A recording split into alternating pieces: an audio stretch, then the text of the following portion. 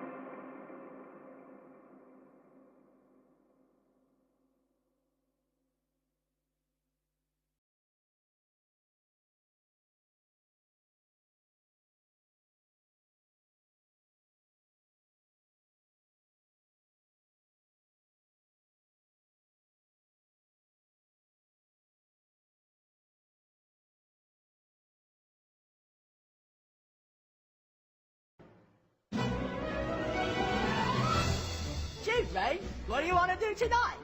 The same thing we do every night, Pinky. Try to take over the world.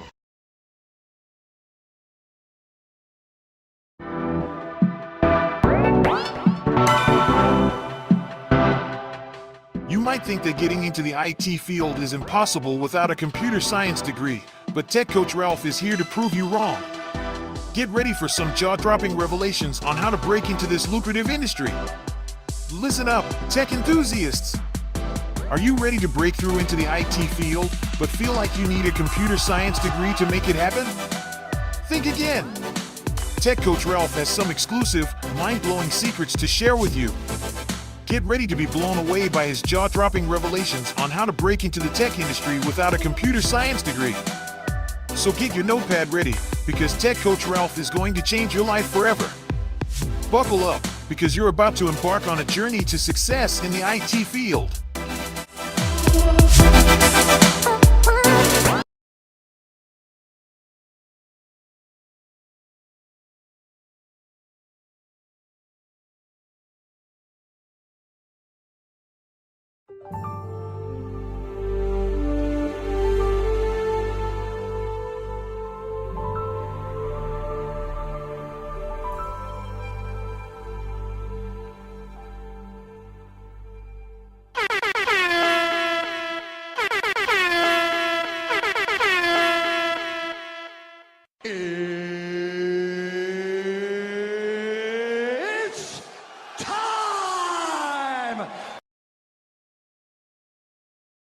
Welcome back to another Sunday afternoon episode of Software Explorations. I am your host, Tech Coach Ralph, and if you do not know by now, we are engineered to win. That is my focus, getting you into the winning mindset, getting you to level up your technical skills, and getting you to also put yourself in the best position for your career advancement. All right. So many people say they want to get into tech, but they have absolutely no idea how to do so, or which I think is even worse, is they do not know what they're actually getting into. So we're going to talk about that a little bit more throughout the show, about the misconception about getting into tech. I don't know where this misconception came from, that it is so damn easy in this field, but we're going to tackle that today, as well as we are going to. So the title says we're going to be looking for a new provider. Yes, we are going to be doing that. I have two that I'm looking at, and one of them was highly recommended by my boy Don from Chaos Camp to go to that one, but we're going to be looking into it a little bit more. So let's just jump into our agenda, and then we shall go through that. All right. So first and foremost, I want to say that this channel now has membership available, so feel free to join, and you will get some special emoticons and stuff like that, as well as I'm still working on I'm gonna do a lot, right? It's gonna be maybe certain live streams for members only, might have some certain content for members only. For example, if a member requests a particular content or a particular topic, I might either go live about it for members only, or we might do a video to address that for members only. This is totally different from the Patreon, where you can sign up for one-on-one coaching as well as exclusive content to level up your technical skills in your career. But it is a different opportunity, a different platform. So it is available, and it's all the content that I drop. It is stuff that is essential to your growth and to your well-being in the tech space, as well in your career and in your life. Like, if you follow along with the Candid Conversations, they go much further than your career, much further than tech stuff, but they apply directly to your life on how to value your time, how to adjust, how to strategize. So and that's it. Like, that's the type of content that I deliver, and that's what we're going to continue with the membership, right? But like I said, it is different than the Patreon content that is more in depth, more technical, and then you can also get that one-on-one coaching over there, right? So just wanted to announce that we do have membership available. Support the channel, and it's a low cost. It's I don't think I'm going to have different tiers for the YouTube membership. If you want to support, I believe it's $2.99 a month, and we can go from there, right? So definitely hit the join button if you are interested in supporting the channel, getting access to exclusive content as I navigate how we're going to do that. But feel free to join. I would highly appreciate it. And going into that, I want to say thank you to all the newest subscribers, as well as the people who have been rocking me for a very long time. I really appreciate you. I appreciate you. You guys are absolutely amazing. The support that you give, the comments that you leave me, and it's really helpful, right? Really helpful. And it just makes me want to do more. And that's why you see, like now I'm dropping more shorts. Figured out a strategy to do that. So, and I see that it's really taking off. It's really helping a lot of people, and that's my goal, right? I love to encourage and I love to help, right? But there's a limit to that, as always. So that is that I just want to say thank you to all of you, and thank you to the newest subscribers. Thank you for anyone who signs up for a membership as well. And then moving on into, I want to say a big shout out and salute to the Tech Barbarians. Those are my Patreon members. I have Tech Barbarians, Tech Prodigy, Tech Explorers, and just the way that they put in the work, that they ask questions, that they support me, is like there's not enough words to say how thankful I am for you and for the effort that you put in, because that is an investment into yourself to level up, right? And I love to see how people put time into themselves so that they can grow. growth is what we're always after, or what we should always be after, right? And every day, my goal is always to get 1% better in whatever it is that I'm doing, whether it is jujitsu, whether it is learning how to code, whether it is doing QA, whatever it is, right? It's just to get better, you know. So, salute to the tech barbarians who are, and to all the Patreon members who put in that work every single day. All right. So shout out to you all. By the way, the name that I named the YouTube membership, I call it my tech mercenaries. Right. Keeping up with the theme of my barbarians, my prodigy, my explorers. The YouTube membership is the tech mercenaries because we are, we're relentless, we're mercenaries, we are for hire. All right. So that being said, let's move on to our agenda. We are going to get into our live show schedule. Okay.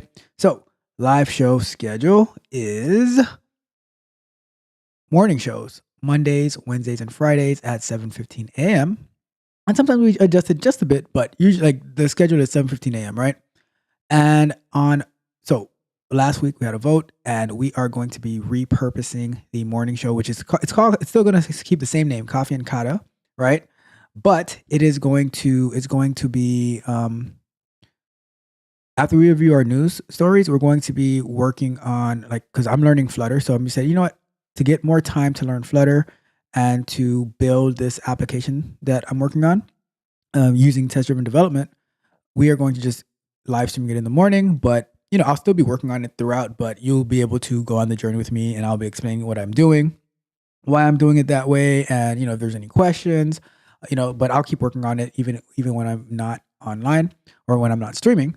But it just gives you an opportunity to see a different code base and see how my mind works and how I approach development and stuff like that. So I'm building a keto diet calculator app. So you can feel free to join me on that 7:15 a.m. in the mornings, Monday, Wednesdays, and Fridays. Sunday afternoons, we have software explorations. We are still going through Terraform. I think I have to go back to the course to see what's left in the course, but I think I've done so much in the course by deploying an app to AWS that I think we're pretty much almost done with it before we get into DevOps, which I am excited to get into DevOps. That is I've had DevOps on my mind for the past. What year are we in? We're in 2024 now. Almost the past 8 years, I've been thinking about DevOps, right? Not necessarily to go into it in particular. Maybe I don't know. Maybe right. But I've always had DevOps on my mind. All right. So that's what we're going to be going into next after we're done with Terraform. And DevOps is going to include Packer, Ansible, Terraform, and CI/CD pipelines, CI/CD tools, maybe TeamCity, maybe Circle CI, maybe Jenkins. Who knows, right? We shall see. And we're going the same way you see how we've been through Terraform. We're going to do the same thing, learning these tools and stuff like that. All right. So that's what Sunday afternoons are reserved for software explorations. Tuesday nights, those are our Q&A sessions. So, we go out and answer different questions that you may have either in the chat that you've sent in advance or that I find that I source online, and you can always call in on Tuesday nights if you want to have a one-on-one with me, ask me a question, and I will do my best to answer any of your questions. All right. So that is the Q&A on Tuesday nights, and then Thursday nights, software explorations. That one is still focused a lot on QA. What we've been doing is going through the freemindrecovery.com, right? It is the startup that Calculus Coder created. Jared from Calculus Coder, really cool content creator, has a very bright future ahead of him, and I wanted to see what he was building and use that as an example to add some automation to it, right? So very cool site. Go check it out. Go sign up for the site. Go subscribe to Calculus Coder as well, because he's dropping out some amazing content.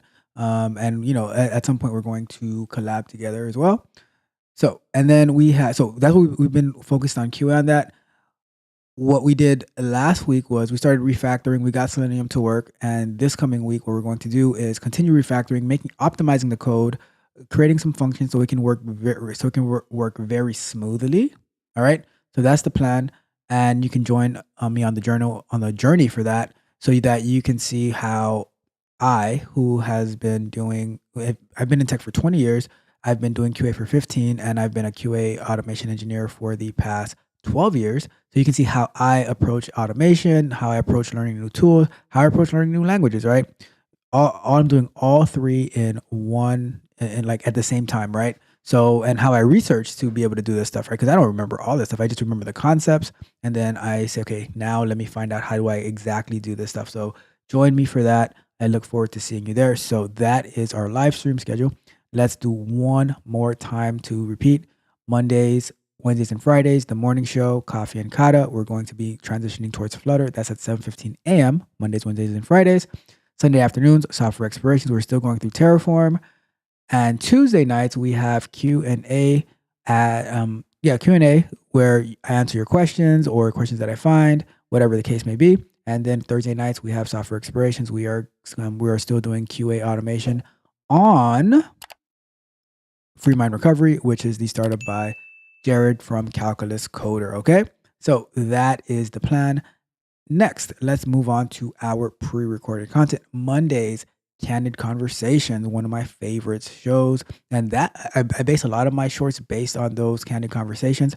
And I see that people are really digging them. So I am so happy to see that. This coming Monday, we're going to be talking about what actually makes a startup, because I really think that there's so many people, they just throw the name startup on it because they start building an application. But to me, I don't really think it's a startup though, by the way that they're moving. And a lot of times these startups crash and burn because they do not have the proper procedures in place. So we're going to be talking about what is a startup and how to make your startup to be in the best, to be put it in the best position to win, right? So that's going to be this coming Monday, tomorrow. Wednesdays we have software explorations, concept and overviews. We've been comparing Selenium, Cypress, and Playwright, the three big players in automation tools, and we're going to do part 6, the final part of it, this coming Wednesday. So tune in for that. We're going to be talking about API testing and stuff like that, how they handled it, and wrapping up that series. All right. And then Fridays we have the bug bite, where we review different bugs, that how they harm companies, how they harm their customers. What were they, a lot of times there've been cybersecurity threats, whatever the case may be. This coming Friday, I plan to cover the Tesla recall that seems to be going on. So we're going to dig into that to see what's going on and how Tesla is handling that. And then throughout the week, I am dropping shorts. I am dropping clips from the Q&A show. So much content for you to consume, whatever it is that you need. I am doing my best to provide that for you. And if there is something that you would like me to create, go ahead and leave me a comment, send me an email, whatever the case may be, and I will do my best to get that created for you, okay? So one more time for our pre-recorded content: Mondays, Candid Conversations; Wednesdays, software explorations, concept and overviews; and Fridays, the bug bite, all right? So I hope to see you there. And then throughout the week, we have shorts that are being released, and we have clips from the Q&A show that's also being released, right? So check it out. There is something there for everyone, all right? Everyone, okay? So now let's move on to some quick announcements. First and foremost, I want to get this out the way before I forget, like I did last week, right? There is a Discord called Grammar, Grammer Hub, right? And tomorrow at 6:45 p.m., I am going to be presenting about QA, what it is, what we do, things like that, to that Discord. And guess what? They offer so many things, right? So they'll help you review your resume. They'll help you do interview prep. It's a good place to network. Like every Monday, they'll say, okay, drop your LinkedIn in the chat for all the people who are on, and then they can go and share each other's, they can go connect with each other. So really, really cool stuff. They have meetings every single Monday starting at 6:30, right? And they'll do mock interviews with you, things like that. So many cool things that they do in there, and I would highly, highly recommend that you go and you join that Discord and you tune in tomorrow to hear me give a presentation about QA, right? And a little bit about my background, how I got into QA, and what exactly is QA, and is QA engineering a right fit for you? Because listen, Linda, so many people they get scammed by these boot camps about, QA. And then when it's time to actually do the QA, it's one, it's not as easy to get into it as they make it seem to be. And then two, it's a lot of work, right? It's a lot of work. It's a lot of pressure. And so I'm gonna be sharing like, hey, this is what it is, and you have to decide is this for you? Because I've came across so many people who says, oh, I just want to be the best QA. I want to be the best QA. I want to be the best QA, right? But then when it comes time to actually do QA, it's like a desert, right? Remember in what's that cartoon? Looney Tunes, right? With Wile E. Coyote and Roadrunner, and then they're in the desert, and then like there's nothing happening around there, right? So, you know, if you need to know what you're getting yourself into, and that's one of the things that I think the way that I coach and the way that I train exposes like that. Hey, you thought that you could handle this tech stuff, but maybe you were misled, because when you work with me, I put on the pressure, right?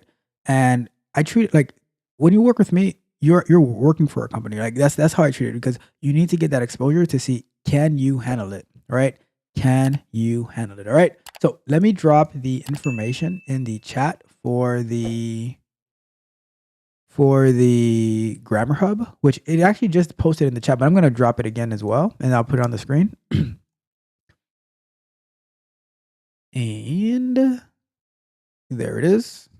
So go to that Discord link, right? It's in the chat, and sign up join the Grammar Hub Discord, and then join us tomorrow night at 6:30 p.m., where I will be starting my presentation at 6:45 p.m. It'll be about 30 minutes, and you can ask questions, whatever it is that you need, and you can join a group that they have your best interest in mind, right? Hopefully I can get one of or a couple of the people who are part of Grammar Hub to come onto the show and give us some more detail about it, some history about it. But it's a really cool thing, and I think that by you joining it, you will level up immensely, because guess what they are doing, and from what I've seen, right, all this stuff is free. Is that like I don't have the capacity to do that for all the people that they're doing it for. I choose a small group of people, and I work with them because I can dedicate my time to them and making sure that they get better, they grow. But they're doing it on a wider scale, and I commend them for that, right? So really cool people in there, and you put yourself in the best position to win. You should always be looking to putting yourself in the best position to win. All right. So shout out to Grammar Hub. Go ahead and join the Discord, and then join me tomorrow. Join me tomorrow night as I give that presentation on QA. Okay. Next up, Chaos Camp challenges. Go ahead and challenge yourself. Right. Join the link is in the chat. Join go to the Chaos Camp GitHub, choose a challenge like I've been doing, and then work on it. Right. Work through it. Get better, level up your skills. All right. My boy Don created Chaos Camp challenges, and they are absolutely amazing. You've seen us do a bunch of them. I was doing them in the morning, and the last one that we're doing was the OpenAI challenge, and I was using that to using Python and Behave. Right. So definitely, like, there's so many things that you can do, and I would definitely recommend you check out the Chaos Camp challenge. Right, and go to the Chaos Camp GitHub. Okay.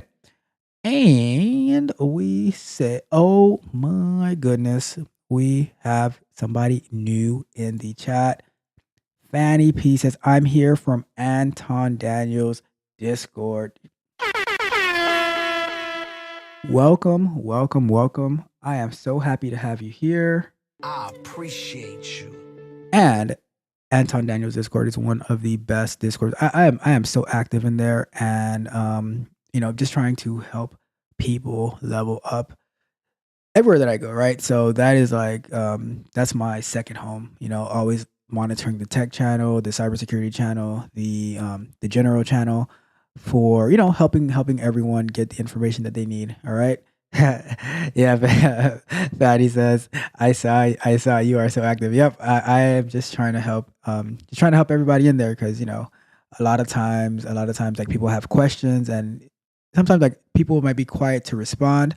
So I'm like, hey, let me see what I can do to fill that gap, right? Fill that need. So in this world, like the way that you become successful in this world is finding where there's a need and then filling that need, So that's always my goal, right? And I appreciate you too, and I appreciate you for being here. So shout out to you. That's awesome. All right. So let's continue. And if you have any questions ever, Fanny, just don't hesitate to ask, and I'll address it for you. Okay. All right. So yeah, we did Chaos Camp Challenge. All right. So next up we have Socks University. So check out Socks. Right. Check out his page. It's at free range Socks. Right. Um, we've been working together the past couple of weeks to get Socks University ready. Our beta testers are going to be getting their emails and their credentials tomorrow, right? So it'll have instructions in there for what you need to do to get started. And then right now, right? Things can change, but right now the plan is to have Sox University officially launch on March 1st, right? We're going to do 30 days of beta testing, right? And then March 1st, we are going to launch for the public. So that's the plan. If anything changes, I will be the first to let you know. But that is where we're at. Okay. And so Fanny says, I didn't get much background about you. Are you in cyber? So I am not exactly in cyber. I am like cyber adjacent. I'm in mainly in quality assurance, right? But I do software development. I'm in tech in general, right? I do all types of things in tech, but my primary job is QA engineering with automation and stuff like that. Socks I is appreciate you. oh, look at that. Shout out to Fanny, the new sub to the channel. So, um, yeah, so I work with Socks is in cyber, right? And I work with him a lot.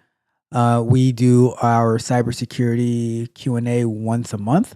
But like it's like I don't want to say that I'm in cyber, but I go in and out of it all the time. But I'm in all things tech, you know. So and if I don't have the exact answer for you, I promise you I will find that answer for you. So and that includes everything in tech, right? Like I've been in tech for 20 years. I've been in QA for 15 years. I've been doing automation QA engineering for the past 12. I've been like I used to do web. I mean, I still do it, but website development, and in the past streams, I've been doing infrastructure as code with Terraform. Just anything, right? I'm an explorer, right? I'm a pioneer, always pushing forward, always trying to find different tools. You know, like I'll give you an example, right? If you saw Anton talking about the Apple Vision Pro the other day, right? And he was saying that like he was looking at it from a perspective of not just something to have fun with, but how you can use this device, right, to be on the cutting edge of technology and cutting edge of development as a like software developer and stuff like that. So that's why I'm always looking to explore. That's why I'm always looking to learn. Um, there are no limits to what I'll go to in tech. For example, when I started, I think it was about September. I started a course with called for Terraform, where you build infrastructure in the cloud using code, and just coming across different projects and stuff like that. That's like I've learned so much doing that, you know. So and now I built and we'll see the code in a little bit. But I wrote a bunch of code to set up my infrastructure all through code, and I don't have to go into AWS and manually do a bunch of stuff, right? And that's all through learning, exploring, live streaming what I'm learning and the difficulties and the challenges and stuff like that. Because a lot of times online they'll make a video that it's like, oh, everything goes perfectly, and I show when going through it, nothing ever goes perfectly. All right, if you know what I mean. So yep, 2 decades in tech. Yep, and that's official, right? But I've been messing with computers since I was about 10 years old, maybe even earlier. So just pushing forward. All right. So so yeah, so definitely check out there it goes. His link just popped up in the chat. Free range stocks. He is my cybersecurity expert. That's who I lean on to. And like I was mentioning, Stocks University is going to be officially launching as of right now, March 1st. That's Friday, March 1st. And the beta testers are going to be getting their links. They're going to be getting their credentials and stuff to get started this coming tomorrow. Should be tomorrow, right? So that's the update. All right. So now, all right. I need something to drink before we get started. All right, because that's been a lot of talking and not much drinking. Okay, so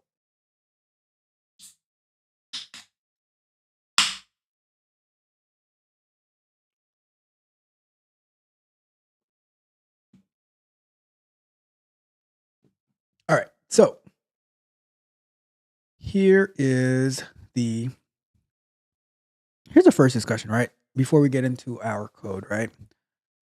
So many people they want to get into tech, right? And you know what? Before you do that, Fanny, like tell me a little about you as well. Like what is the like what are you into tech? What do you are you trying to get into tech? Let me know. I'm just curious to hear. So let me know and then I'll take a look at that. But here's my question, right? How do you expect your first tech job to go, right? Because here's the deal, right? So many people want to transition into tech, right? And I always wonder, like, what is it that you're expecting? Because, okay, if,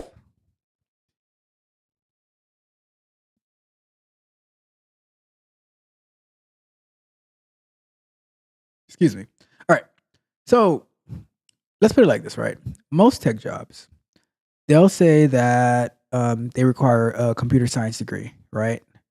A bachelor's in computer science. Let's say that's you know, getting a bachelor's in computer science is extremely hard, right? And it's not necessarily about the coding and stuff like that that makes it hard. It's the concept, the logical thinking, the creative the critical thinking, the creative thinking. And that's why like and courses like calculus are required and stuff like that, right? And some physics and stuff like that, right? Like really complex courses because it's about the figuring out the algorithms, right? Formulas and stuff like that. So my question is, how do you expect your first tech job to go?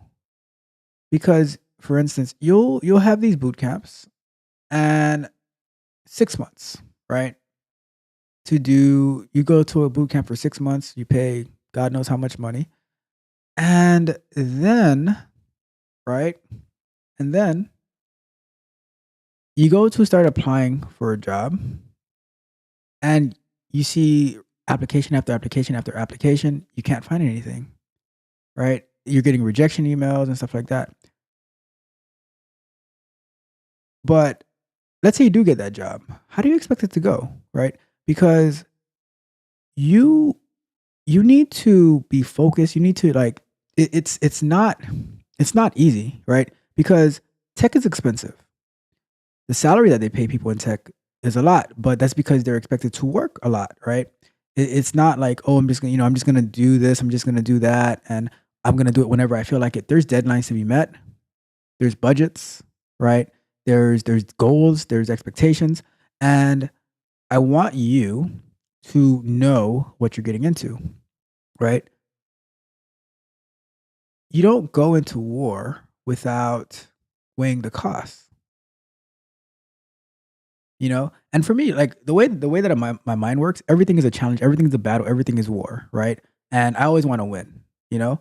Um I, I had I'm eventually gonna do a live stream review of the jujitsu competition from yesterday. But I had a match yesterday, right? I had a competition, and it didn't go exactly how I wanted. But it was my first competition at purple belt, and actually getting to compete in my weight class and in my age range, it felt great. And it's like when everything is happening on there, I'm still able to hear. I'm still able to think. I'm still able to see everything that's going on, right? Made a mistake, ended up losing, all good, right? But it's like weighing the cost of what you're getting into, right? And I want you to think carefully, like, okay, just because you take a boot camp doesn't mean you're ready for the job. Do they prepare you to work? And when I'm coaching my tech barbarians and my tech prodigy, I put a lot of pressure on them to deliver because that's the type of pressure that you're on at work. It's not all roses and peaches or whatever the saying goes, right? So that's what I want you to think about. How do you expect for your tech job to go? You know, I want you to have that in mind that it's it's not always like the way that Because guess what? The way that these boot camps are selling you these things, it's to sound good and everything like that because they want you to pay them 10 grand or 20 grand or whatever so that you can so that you can they want to make money off of you, right? But me, I want you to know what you're getting into, right? I'll coach people for a few months and then like they drop off and stuff like that, and I don't mind that because at least what you paid is a lot less than if you were to commit to going to do something that you really didn't want to do and that they told you a lie, right? So I'm exposing the way that it truly is over here, right? There are times that you're going to be working 10, 12, 13-hour days, right? Sometimes you might like it just depends. And it depends on the company and the intensity of the company that you're working for. But there's like there's no really like these jobs are salary jobs, right? And there's no well, I can't do it. You know what I mean? So I really I'm gonna try to get technique tips on the channel one of these days to talk about. There's something I want to talk with him about tech sales, right? Because that's a part of tech too. But I'm I'm gonna talk to him about that because that'll be a cool conversation to have about you know because maybe getting into that part of tech can actually start to set the right expectations of what you're getting into because the tech field is massive, right? But there's so many misconceptions that are being given about how it is to get in here. So I just want to set the right expectations because I don't think the people who are trying to get you to sign up for their boot camps are really setting those right expectations. All right. So just sharing that with you. All right. So let's check what Fanny says in the chat. She goes, I go to Nashville State in Tennessee for information technology with a concentration in cyber. Awesome. I already have a bachelor's in marketing. I'm taking the IT help desk bootcamp right now to find a job. That is totally awesome. I really like that. And I'm part-time in school, but I want to start my career now. I already have 1 year in tech sales, so I'm in the industry, but I want to do something else, which is IT. That is absolutely awesome. I was just talking about tech sales. So you know what? I'm going to hit you up on Discord as well because that's I like to hear that. And the great thing is that you are in tech sales already, so it because you're in there, it should be a little bit easier to transition to whatever part that you want to transition to. Um, so yeah, I'll hit you up after, and we can continue that conversation. But I'm so happy to hear that, and I love to see progress. I love to see what growth, right? So awesome that you already have a bachelor's in marketing and that you are working on cyber as well. So great job all around. All right. So let's continue. Okay. So the next thing I want to talk about real quick before we actually get into our terraforming and stuff like that. So actually, this is what I want to do, right? Because last week we had some issues with the certificate actually working. And we had an issue with the certificate actually working when we were implementing it. So I want to troubleshoot that a little bit more. Like I remember we did it manually and we got it to work, but I don't really know what we did manually to get it to work. So we're gonna look at that, right? So we're gonna troubleshoot that. Then we are going to move that code to an AWS folder because we don't plan on using it. We want to look up the new providers, right? I'm looking at Render and Vercel. And then during our breaks, we'll have a chat. We'll do a resume review that somebody posted on Reddit, and then we're going to talk about the cost of hiring. Okay, so let's look at this Chrome extension real quick. That I saw it. I didn't install it because I wanted to do it together with everyone here. So let's do it. And Fanny says, I worked for Oracle and they exposed me to a lot. And okay, I'll be looking for your message. You got it. Yep. As soon as the stream is over, I will reach out to you so we can continue the conversation. All right. Because I want to put everything on YouTube, but once I hear that, I'm like, okay, this is someone that I do want to talk to because I don't trust me. I don't want to talk to everybody, right? But when I see that you're actually working and that you're dedicated, I do want to have a conversation with you. So this is what we're gonna do. We're gonna look at this plugin. it's a plugin for which I suppose it'll be really helpful for QA engineers. And we shall explore it a little bit and see what it's about and go from there. Okay, so I am going to share the screen and let's dedicate 5 minutes to this, right? I don't want to spend too much time on it. So Another one. this is the one. Did not want to play that, but here we go. Okay, so let's go here and we got 5 minutes up on the clock and let's go to this one, right? So this plugin, this extension is called Better Bug, right? A fresh approach to bug reporting. So let's read it real quick, see what they're talking about. Take a snapshot of the issue or record screen to create reports with details like console log, network logs, system info for easy reproducibility. Select your integrated project management tool. Send reports to developers for swift debugging. A fresh approach to bug reporting. Better Bugs has been designed and developed to solve fundamental yet unaddressed problems of QA testers while they report bugs to developers. So that sounds pretty cool. All right. Reporting bugs and issues can be a tedious task. Okay, yeah. Productivity takes the back seat by diverting time. Writing up a bug report, it can be kind of like tedious and stuff like that, especially if you're writing a bunch of bugs, right? Better Bugs is here to boost productivity up to 10 times across software development, especially the QA team. It helps increase ROI through the software development lifecycle by enabling better time management and improving bug management, right? And me, I am all about efficiency and stuff like that. So, key features: one screen, one click screenshot and video capturing, optimize debugging, easy collaboration and communication, seamless integration with your preferred project management tool. Who should use Better Bug? The extension has been developed keeping the entire software development community. Okay, QA teams, developers, managers, support team. All right, cool. Let's add it. Let's add it to Chrome, right? Add extension, and here we go. Better Bugs has been has all right. Here's okay. I'm all set. So let's see how it works, right? Take a screenshot or capture videos of the issue. Annotate and scribble the details for better understanding. Share the bug report with accurate info to your connected tool. So let's see. I am logged into Jira. Let's get the plugin to show up.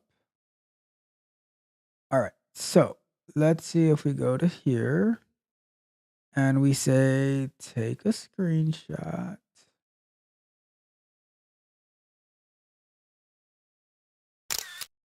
All right. And then let's say we do some type of little annotation thingy.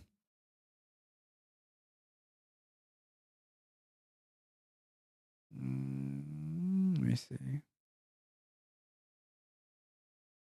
Oh, this is a highlight. And this is what I was mentioning, Fanny, like when I was giving you the description, like I'm always like this is like I've had this saved on my browser for the longest time, but I was like, I'm not gonna install it until I do it live.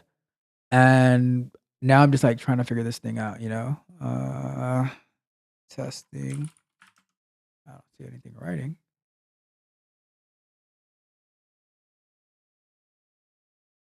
What is this? Let's see here. Something is weird.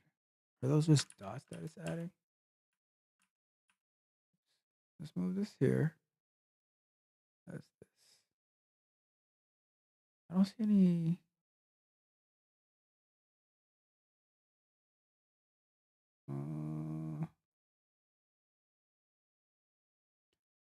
I want to. Let's see if I hover over this freehand marker. Oh, is this where I do the colors? Okay, there we go. So colors, and then we can do that. And then this is to add text. This is testing better bug. All right, cool. So then we have that, and then we click OK, and now write a bug title. Test defect report via better bug. And say write a bug detail. Details of bug found And if we go to, what are these? Medium. Okay, the priority and stuff like that.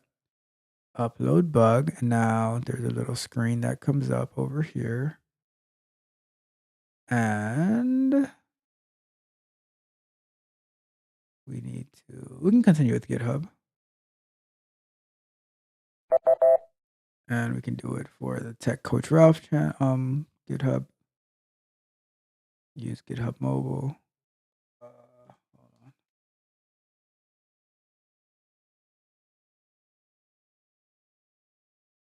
on. All right. And let's say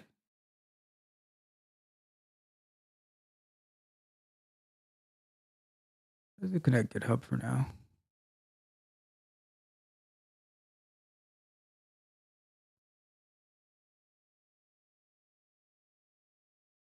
Send to your tool. Let's do it like that, right? Because I can always delete it after. So we will choose the repository for. Let's see. I just choose this one. Assignee me label.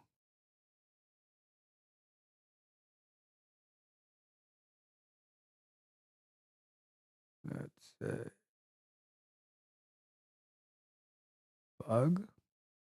And let's do due date of this date. Upload bug. Oh,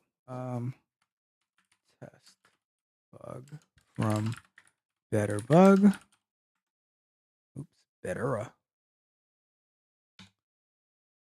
Test bug description from better bug. So we upload that. See what happens. Creating. Oh, that's not good. Did it work? No. Oops.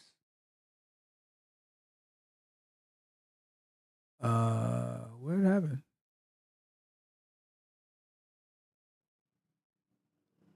I don't know what happened. It looked promising until everything disappeared. Let me see. Oh, where'd it go? Okay, it's still there, but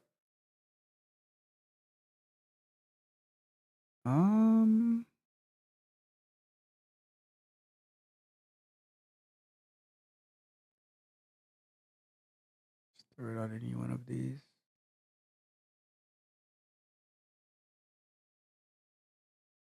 Let's try that again.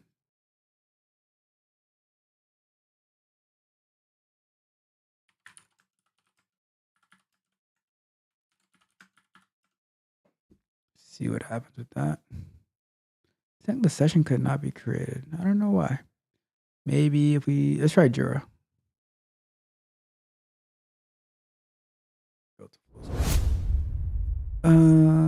It,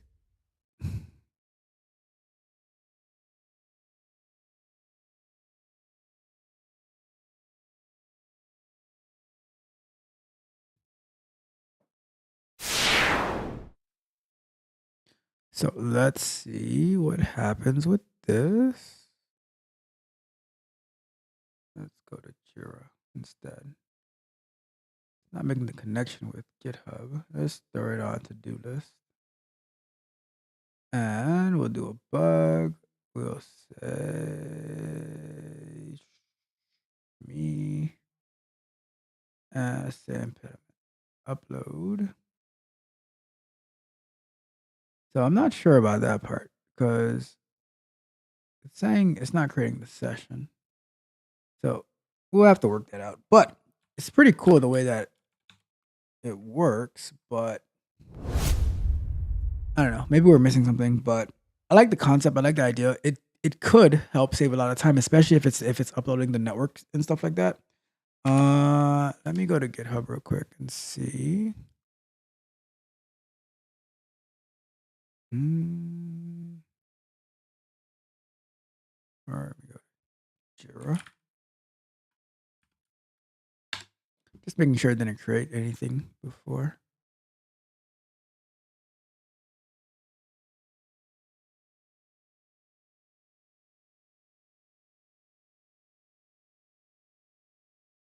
didn't create it. So I'll investigate that a little bit more and I'll report back on it. But the concept looks cool. Not sure if it actually works the way that it should work, but we shall find out. All right. So that is the Better Bug plugin. Looks promising, but we shall see. Okay. So with that being said, we are ready to jump into our coding stuff, right? So we're going to be troubleshooting the ACM, and we are going to be then we're going to be looking at the other providers. All right. So let's get our first of all, let me open up my application, WebStorm, because that's where our Terraform code is. Let me throw it to the other screen.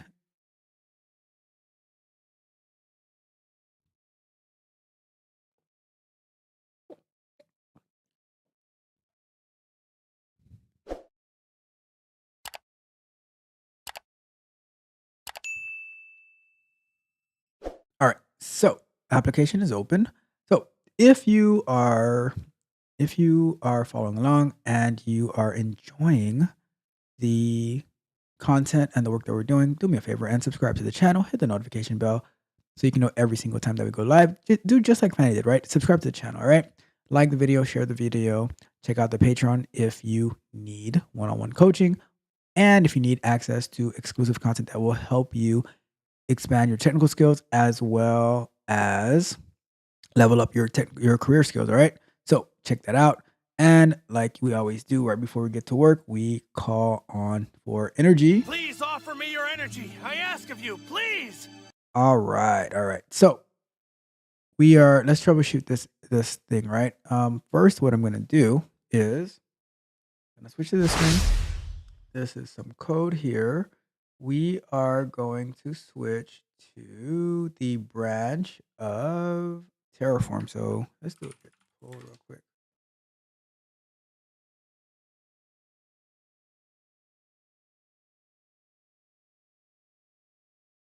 Actually, there's something that I want to do first, right? There is a approved pull request that I want to merge in, right? So let's go to GitHub.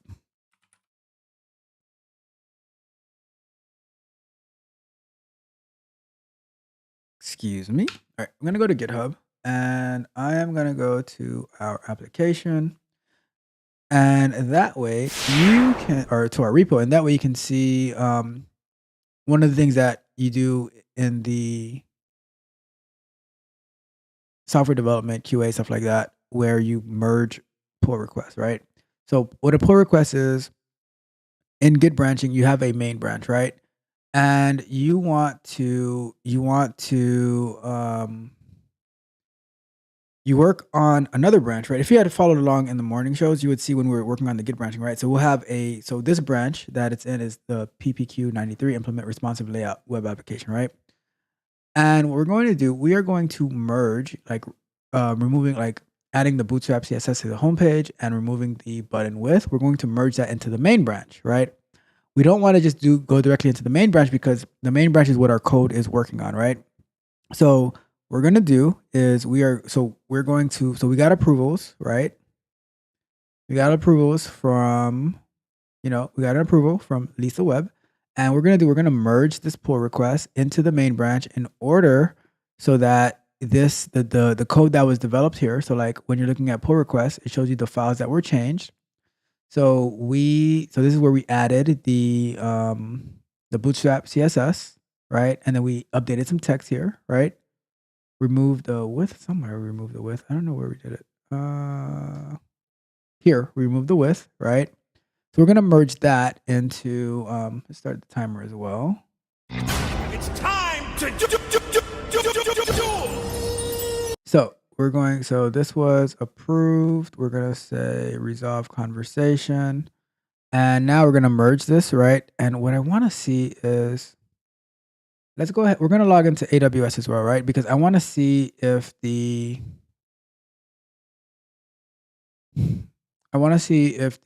code pipeline is going to trigger once it sees that there's been a change push to prod, right?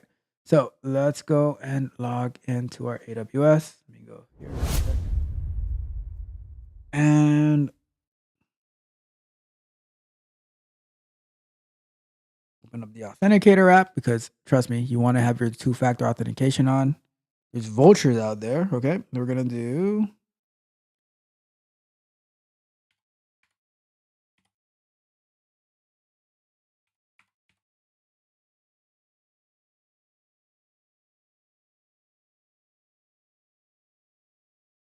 All right, so let's log in.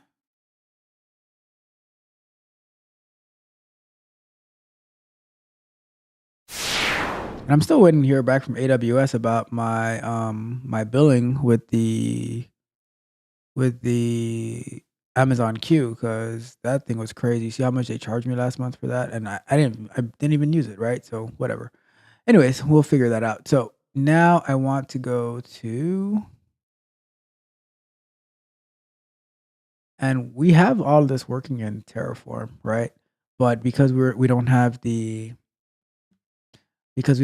the certificate thing working exactly as we want it yet, we have like that's why we keep tearing it down. But we're gonna move it anyways, right, to a different provider. But we just want to see here, right? Because when we view details, when something gets merged to the main branch, we should see something should be triggered, right? So if we edit this source,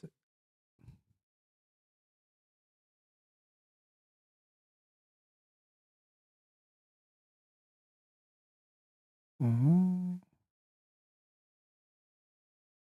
me see, edit this. So when we edit this and source pull pipeline trigger, source action can either use change detection, branch and commit, or a pipeline trigger such as get tags, but not both.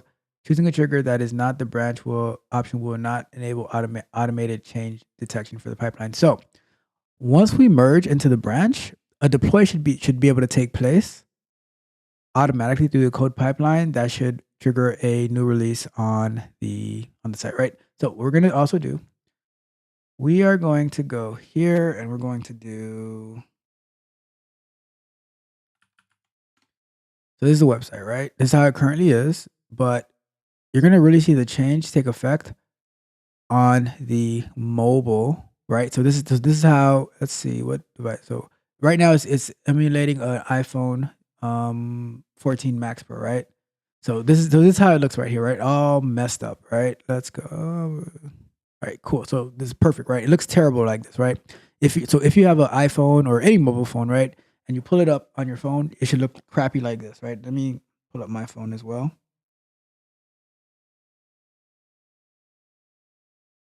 So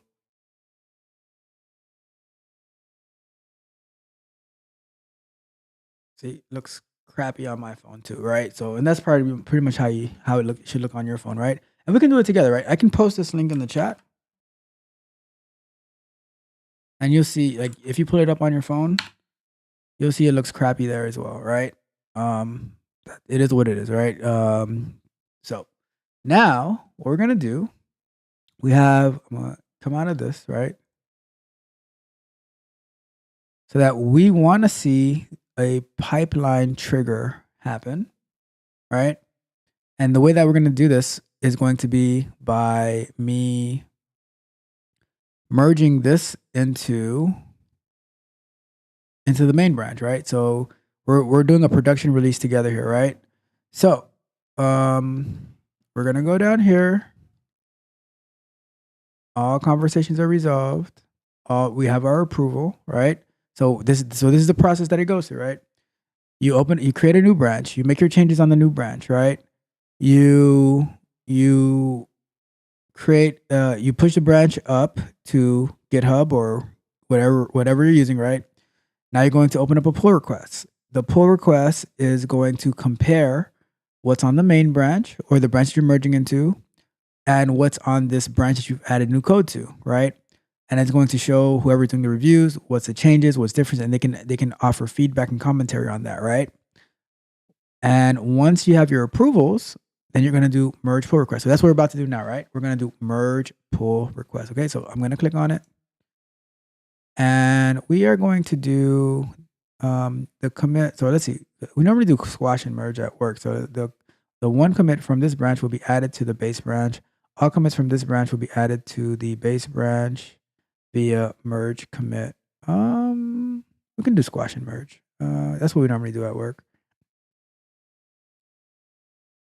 Let's do squash and merge, and we're gonna do that.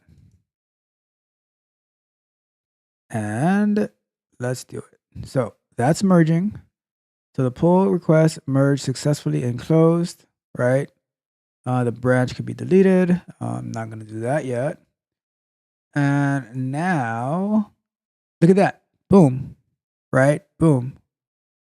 It just picked it up, right? And now it's deploying to our Elastic Beanstalk as well. Exactly what we wanted it to do, right?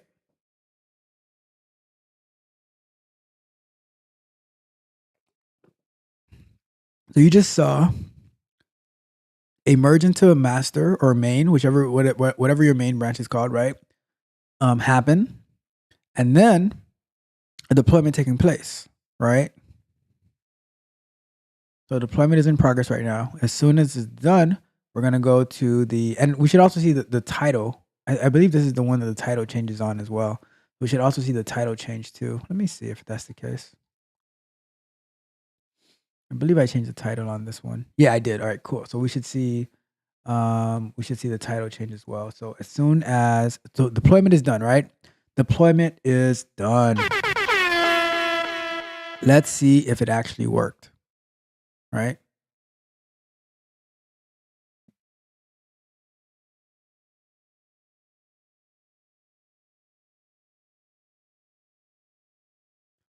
All right. So now the moment of truth, right? This is the crap that we saw earlier. I mean, it's not crap, but it doesn't look good at all, right? It looks like some old school plaid outfit that someone's working. So let's see what happens.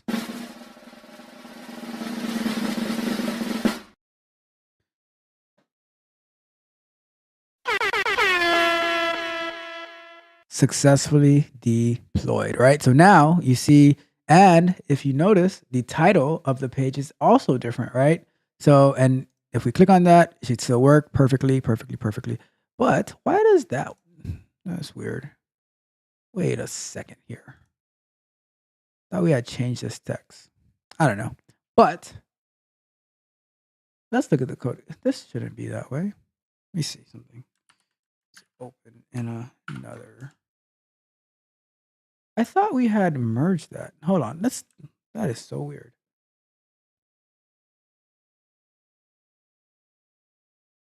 Let's look at which is not super like, I mean, it's not what we wanted to merge, but I thought we just saw something different. Let's see. Let's look at this one more time. So, oh, I think I know what happened.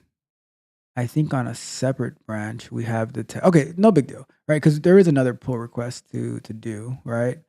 Let me see if it's on this one. That is so weird. So this branch has conflicts that must be resolved. Okay, cool. We'll fix that one later, but I could have sworn that one that would fix that.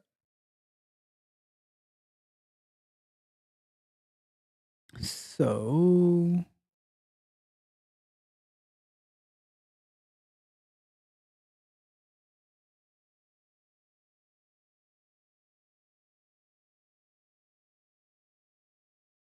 I'm a little bit confused here, but no big deal. We shall fix that afterwards.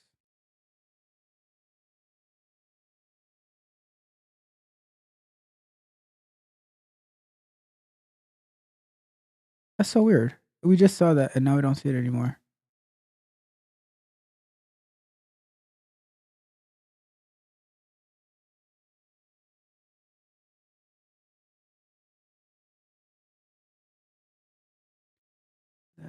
Maybe I didn't push it. Anyways, whatever. Well, I'll fix that later. But we did see it successfully deployed through the code pipeline, as well as here. It is in a much more responsive state. So that is exactly what we wanted to see. And if you click on it, it still works, showing you the David Goggins quote. So shout out to that. All right. So now let's do this. We are going to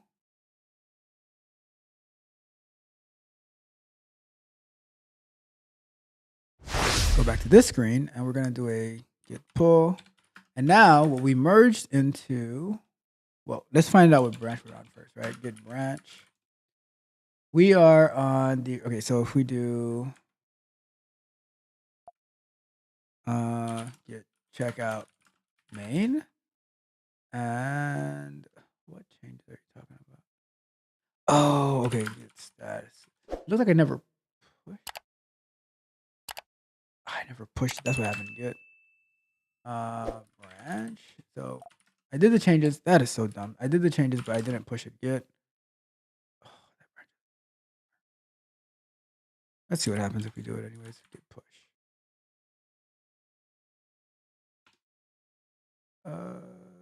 Git status. Git commit.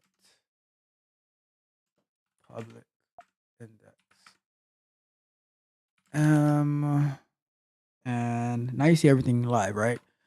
What software developers and engineers go to. Dumb mistakes by me. All right, so we're gonna do changed. Forgot to push the change of the button text. Get pushed. Does it get pushed? Yes, it does. So what we're gonna do, we are going to go back to here, and being that the change was already approved, I'm gonna do there and create a pull request with, yeah. All right, so I'm just gonna create the pull request right now, and I'm just gonna merge it because forgot to push the changes to, and that's the thing, right? Like when you're reviewing it, although you might see a image of it, you still have to review the code to make sure that the code actually made it up there, right? So let's create the pull request real quick. What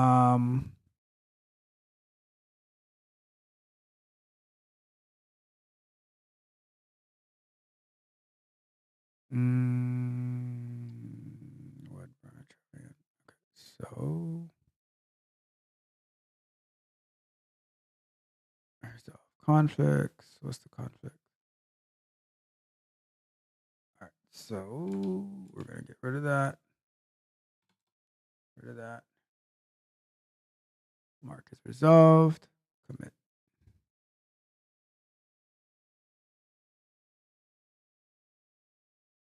All right, so now we're gonna do the same thing. We're gonna squash and merge because we got it. We don't need any, let's say, enhancement. Assign to yourself. Just do that. And we don't need a review. Like technically you would want a reviewer, but because this was my mistake, I'm not going to bug them. Let's go squash and merge again. All right, so now we should also see this happening over here. Just now, it's in progress.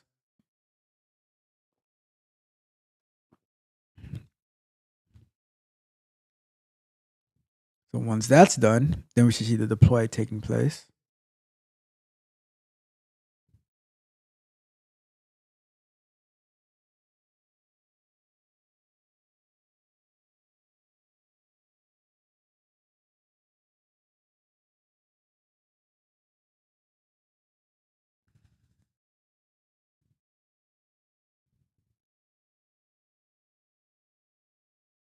All right, so you see the deploy is in progress right now. See view details. Nothing to see here. All right, cool. So now if we go back over here and we refresh one more time. There we go. And we click, boom, right? And the quotes show up. Perfect. Just what we wanted. All right, cool. So there we go. And we have our layout. Let's click on the phone real quick. I'm gonna refresh. And there we have it. Looks great on the phone. Right? Perfect. So, and that's exactly what we wanted to do. Okay, so we have our bootstrap CSS and the width removed, which gives it a nice look and feel, right? So perfect. So, and we can see, we saw that the code pipeline that we created also works. So what we're going to do, right? We're going to troubleshoot the ACM a little bit, and then we're going to, and then we're going to do the merge for the other pull requests, right? For this one. Once we do the Terraform version of it, okay? So what I'm gonna do, I'm gonna go over here. We're gonna do a git checkout main, git pull in the new changes, and then we're gonna do a git checkout Terraform. This is what I'm gonna do, right? I'm gonna push this branch of Terraform up to the cloud, so to GitHub, so that we can open up a pull request for Terraform, so we can merge the new, like merging on like locally is so annoying. So what I found that it's a lot easier doing it through GitHub, doing like pull requests, which we'd have to do anyways. So let's do a git push on Terraform. So there's already a Terraform up there, right? So I'm gonna go over here and do a new pull request for Terraform. And we're going to do the Terraform one. And we're going to say create pull request and Terraform to set up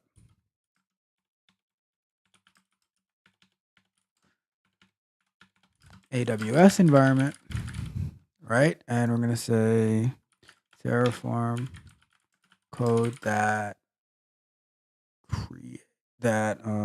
creates elastic beanstalk code pipeline route 53 and ACM, right?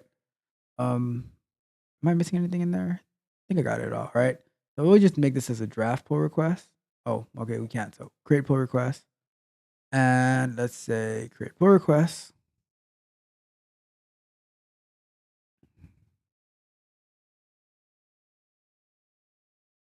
I guess okay. So I guess it is what it is. It's fine like that. There's no conflicts. But I was hoping that I could bring in whatever was on main into that one, but it's all good. What we're gonna do at this point is we're going to deploy. We're gonna do a Terraform. Probably need to do. All right, we're gonna try. So let's check out. We already checked out in Terraform. We're gonna do cd Terraform to go into the Terraform folder. We're gonna do Terraform plan to see what is going to be taking place for us, right? And it should be setting up the same exact thing that we have set up now manually, but we're gonna have the issue with the certificate, which still trying to figure that out, right? So you know what? Before we even do that, right? Let's go into our Lunch break! Lunch break! Okay, so let's take a break, right? We'll take a break, and then when we come back, we will go into AWS and we'll take a look around. We'll take a look around to see what's the difference in our configuration between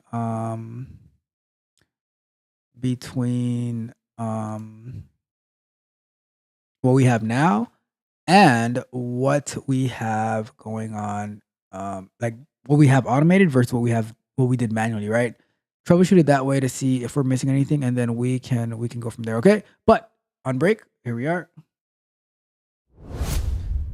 Hopefully you are enjoying the work that we're doing, that you are following along well, that you find it useful and valuable to you. Let me know, right? Let me know if you have any questions, any thoughts, any concerns, and I will do my best to get that resolved for you. Okay, so on our first break, what did I have on our agenda, right? I wanted to look at, so there was a resume somebody posted on Reddit that they wanted us to review their resume. Okay, so let's go and find it. All right, so there it is, right? Let's throw up 5 minutes on the clock. And so, and I'll go through like how I normally do my resume reviews, and you can chime in as well. So let's do this. So this is for a QA. So this person's resume is for QA, right? They want to be some type of QA engineer or something like that, right? And this is the resume. It's so first that the very first thing that I'm gonna say, right? I I don't even know if this resume will make it past a the ETS, the resume scanner stuff, right? Um First and foremost, right? Only thing they have on there is the work experience. There's no objective, there's no goal, there's no highlights, there's no excuse me. There's no skills that are listed here. Nothing, right? Well, I guess there are some skills. Python, RBI testing, report writing, data collection and analysis, behavior intervention plans, advanced in Microsoft Excel, Google Sheets, Google Docs, right? The last one I don't really care about that much. Behavior intervention plans, I'm not sure what that means, to be honest with you. Data collection and analysis. I guess that's good. Report writing, that's good. IVR testing, I don't. I guess let's read through the resume, right? So, like I said, there is absolutely no objective, no highlighted like skills. Like just saying Python that doesn't really tell me much, right? Work experiences. So registered behavior technician, right? Action behavior center, test environment management, incorporated appropriate testing environments for ABA therapy depending on task. The setting where the patient remained and equipped used were important in order to obtain precise results and to observe process, right? His documentation documented patient activities and behaviors into EHR system for record keeping, reporting, reviewed data and progress reports with BCBA to strategize program involvement, monitored patients well-being and reported changes or unusual behavior like physical illness to BCBA. SOAP notes were written after every therapy session to insurance companies. Collaboration communication communicated with patients, family members to explain treatment process, answer questions to maintain relationship, cultivated relationship with fellow staff members to enhance team collaboration. Achievements administered therapy regularly, and in one case, a patient under my care mastered objectives to up to 100% and graduated from the program. In two other cases, the patients gradually went from nonverbal communication to verbal communication. All right, cool. Certifications. So here we go. Certifications ICQB foundation level, right? Um, see, and this is the part that just irks at me, right?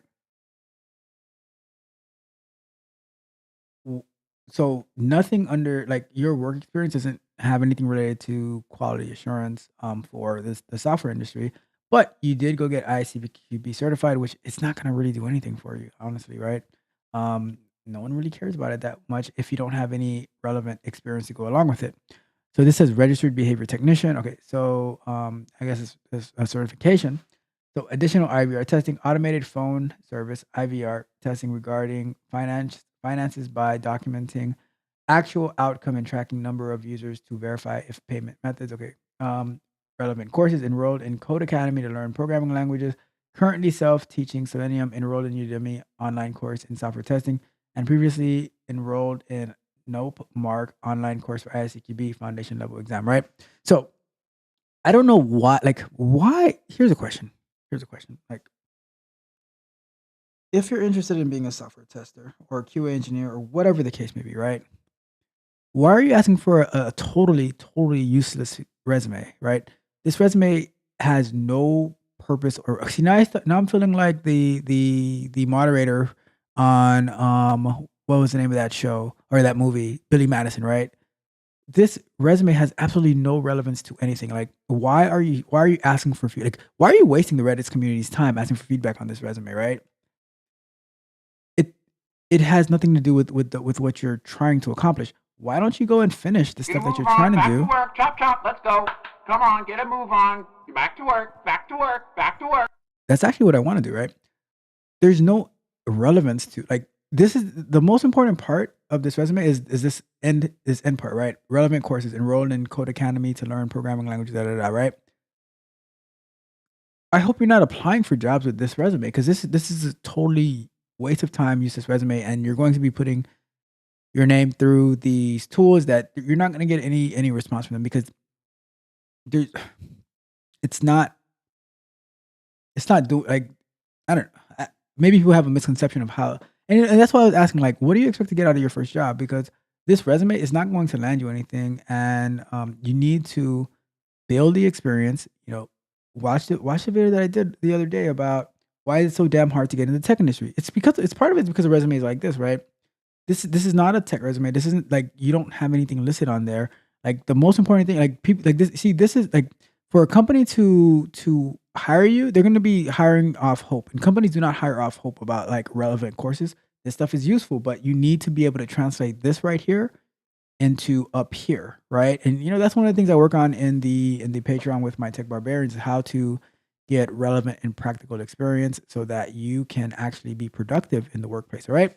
So that is my thought on this resume. It's currently in its current state. It's useless, right? Maybe in a few months, whenever this stuff right here, the relevant courses transfer to up here, it'll become much more prevalent and a better opportunity. Still going to be very hard, but a better opportunity to be landing the position that you are looking for, right? So I have to go and run to the room real quick to put something on, but I will be right back. So do me a quick favor and just hold on for me just a bit, right? So we're gonna go and we're gonna do this and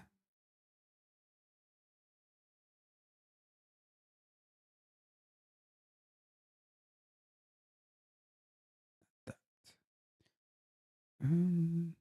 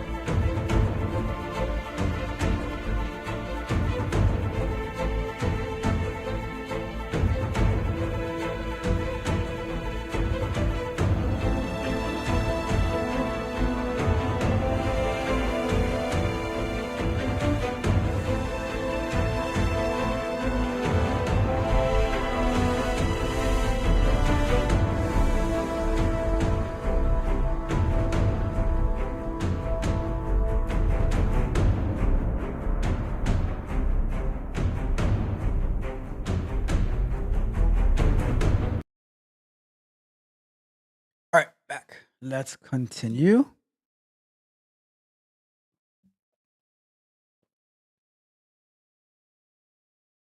right, let's get that resume off the screen.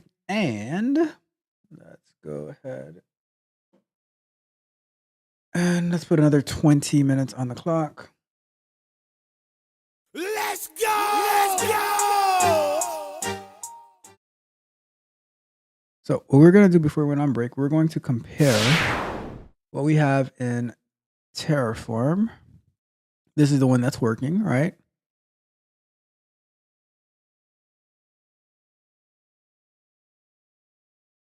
This is the one that's working. And we want to see. So this you have to do around the certificate, right? So let's go to here, right? And certificate manager.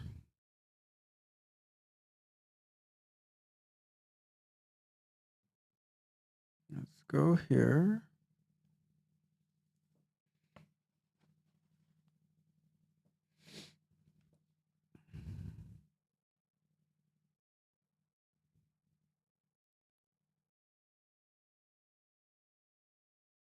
Because last time, after we switched the DNS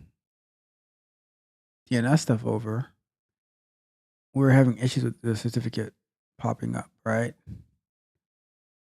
But let's also, so we got that. Let's check also the EC2.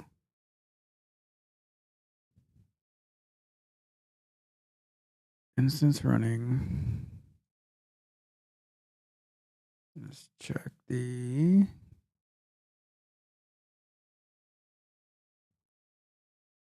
security.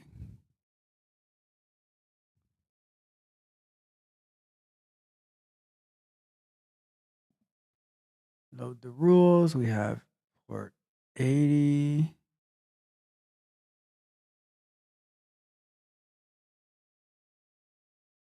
And 22. Let's see what this security group has in there. So this security group has HTTPS on 443. All right, so now let's check our Terraform.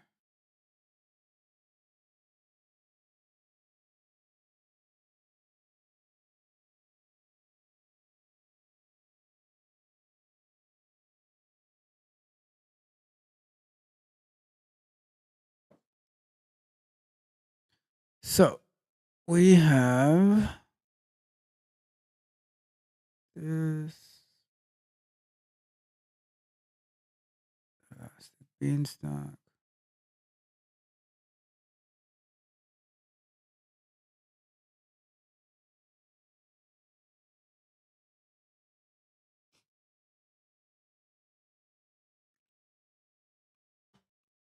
Route 53. Code pipeline.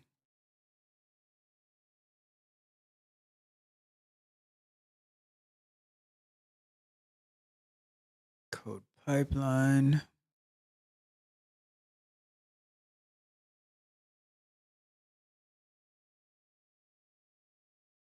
Setting up the domain name. Route 53. Okay.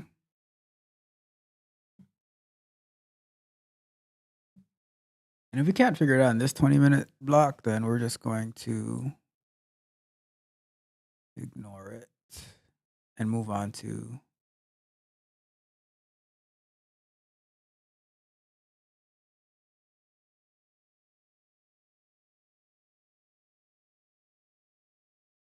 all right. So let's go ahead and do this. Terraform apply.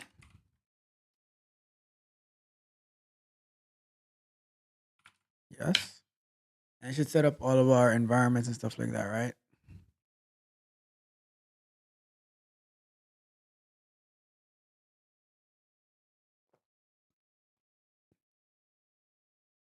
I'm hoping it's just as easy as the security group opening that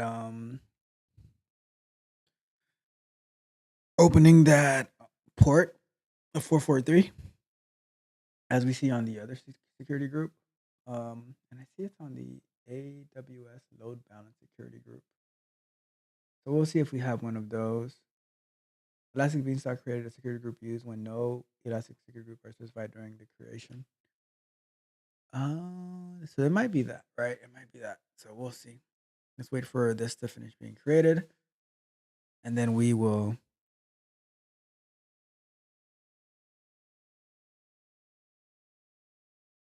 make the necessary changes. But like I said, right? It is amazing that we've been able to come this far with Terraform. With with AWS, which is one of the like AWS is so massive. Like you've seen how many different places we had to go to actually do a deployment. So it's super massive, and that's one of the reasons that I'm looking to deploy to another place, which bring the cost down as well as make it a little bit easier to deploy, right? But everything is getting done. All right. And as you can see, the C name is getting created for the certificate and everything like that. And then we will eventually have to go into DreamHost to move things over. But I just want to make sure that our security, like that we can access the site on port 443, which is the SSL.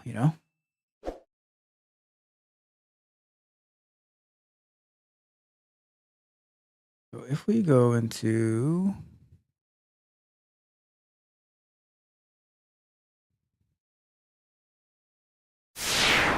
we go here, we should be able to see things getting created, right? So let's say if we go to certificate manager, so there goes the third certificate, right? And then we go to Elastic Beanstalk. We should see something happening over here. And you see, look how you see it's something that's pending right here, right? And that's the beauty of it, right? We can just after we created all this code, we can just start and stop it, start and stop it, start and stop it. It's gonna tear up and tear down, tear up and tear down in minutes. So right now we're just waiting for the Elastic Beanstalk to become available.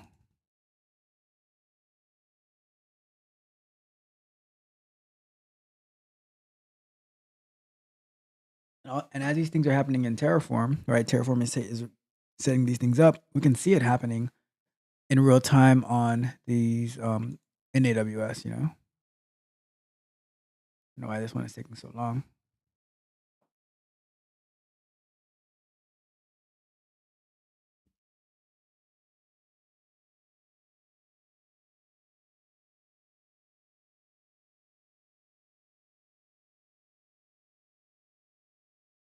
Let's refresh that. Okay, so that's good.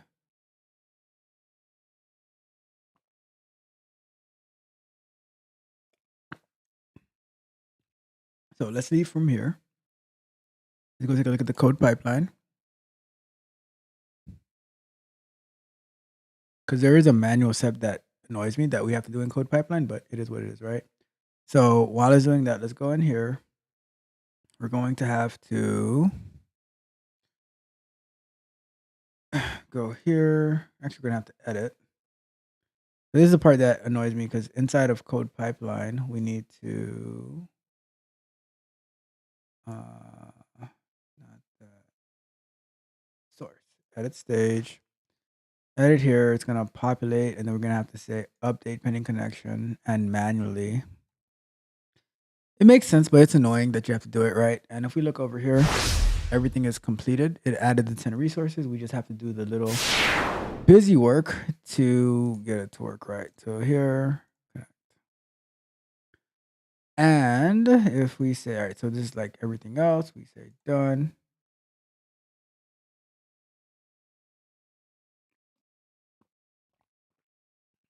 So we save that.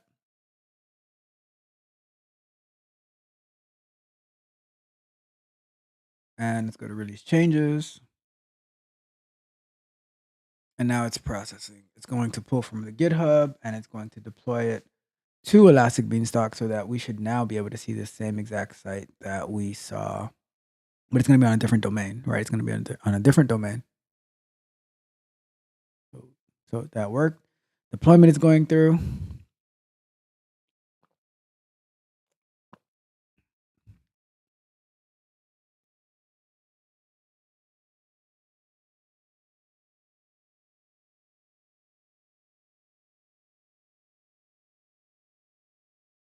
And if we look over here, it should have outputted us. There we go. So if we take this right here,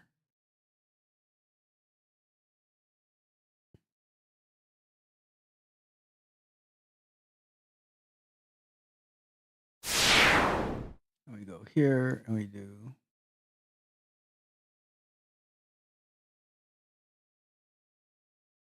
let's see what we have here. There we go. So it actually the deploy should be done, right? Yep. Or it's in process at least. Can I refresh this?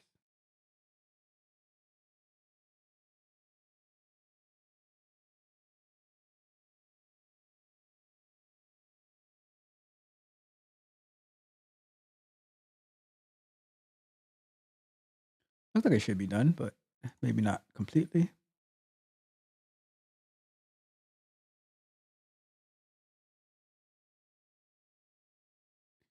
Let me refresh this page. I don't know. Okay, so everything is done, right? Deploy is done and everything like that. But we have here, we're only using the an unsecure Elastic Beanstalk domain, and we wanted to use the other one, right? So let's do this. Let's go to instances. Let's see our Elastic Beanstalk instance. This is running in USESP.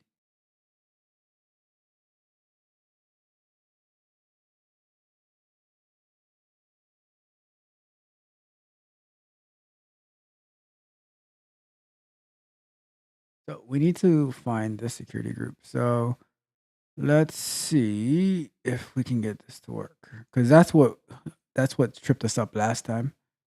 Okay. Security. And if we look at this one, right? See how it doesn't have the HTTPS? So let's add that one real quick.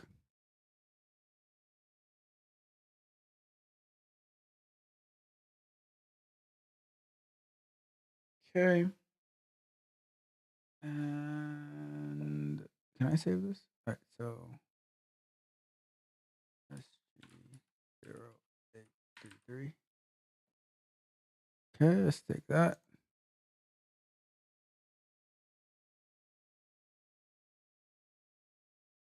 So I think this should work.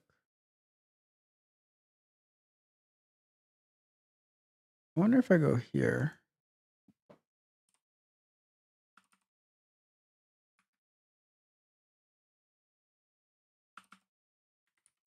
We just type in HTTPS. What happens?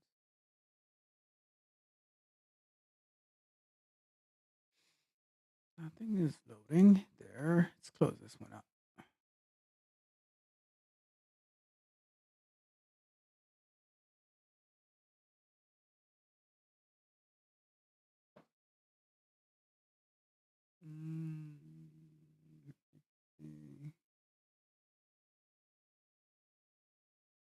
Take a look at this one. See, this one has SHH and port 80.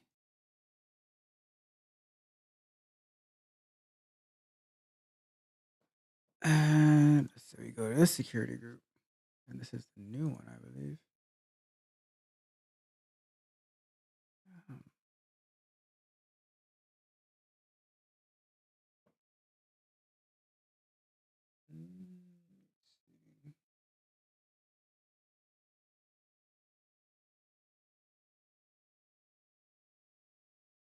Go to EC2.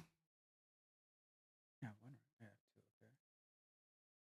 Click on this one.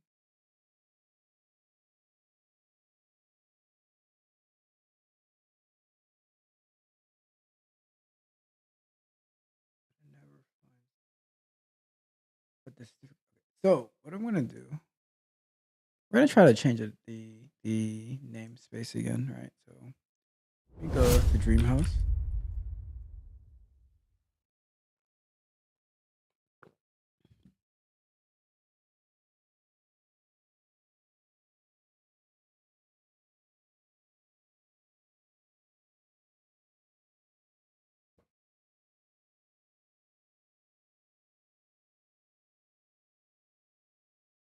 Mm.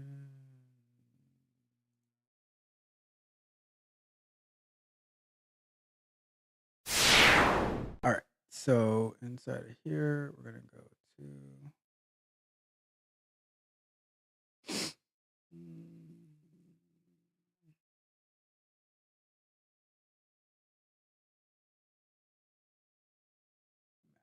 DNS.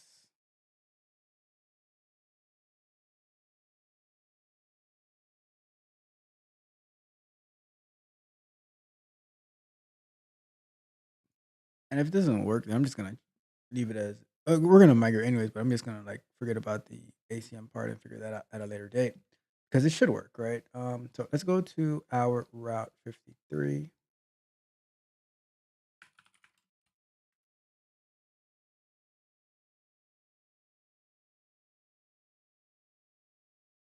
So 2 hosted zones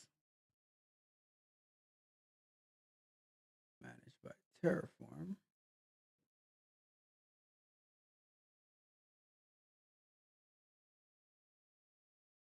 We need to change this one right here.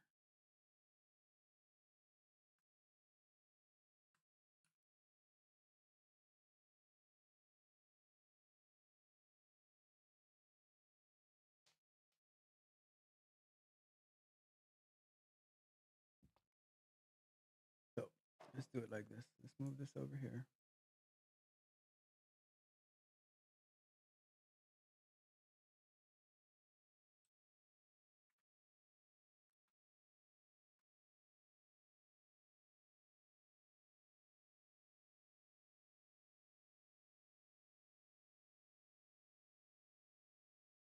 Okay. So let's go here.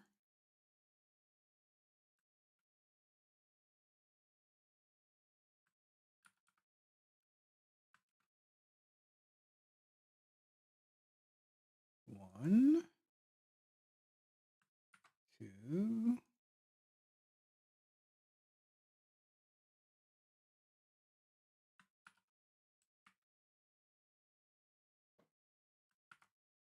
three.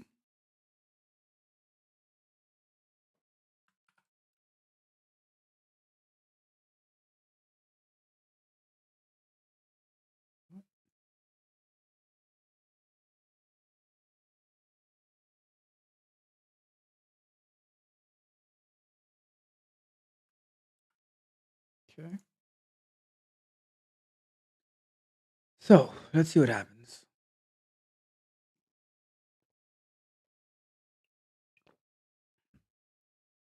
And then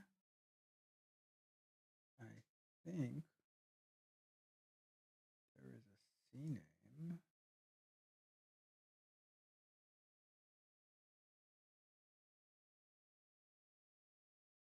for this part.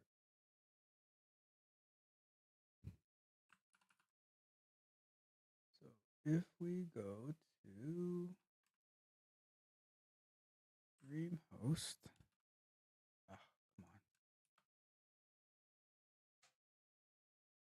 come on, 16B 102.76.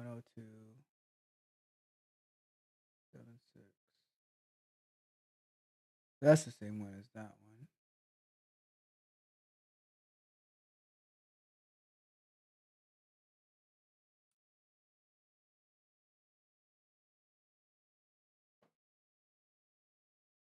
Those are the same. All right, cool. So let's see.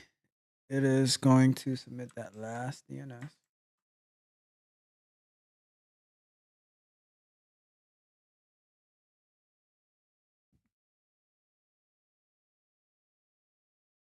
And so while that's going, right? Let's just keep looking over here real quick before time runs out. Because I really want that to work. I really want the whole thing to be terraformed. And then if we just need to update the security group, then do that. But I don't want to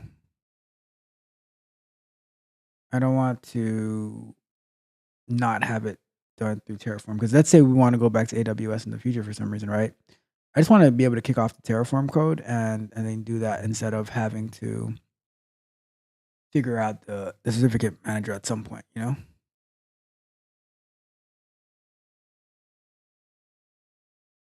And I'll put a comment in the Terraform code as well. Lunch break! Lunch break! I'll put a comment in the Terraform code as well to look into that. So let's see if we go to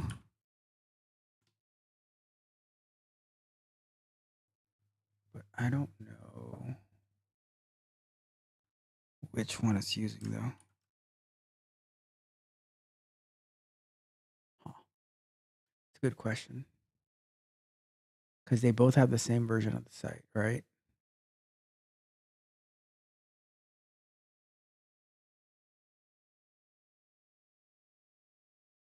They both have the same version of the site. And this is still propagated. Okay, so this is propagated, right? How do you know which one you're using? So let's do.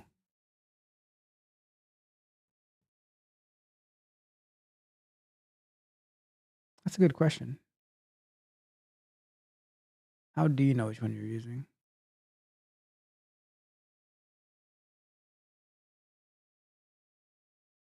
Mm, let's see if we refresh again. Uh-oh. Because you see now it's taking some time to load, right? And I think that's because it's using the new one, and the new one doesn't have the certificate thing on it. So if we were to just go to here, suppose this would work, right? I don't know. Not too sure.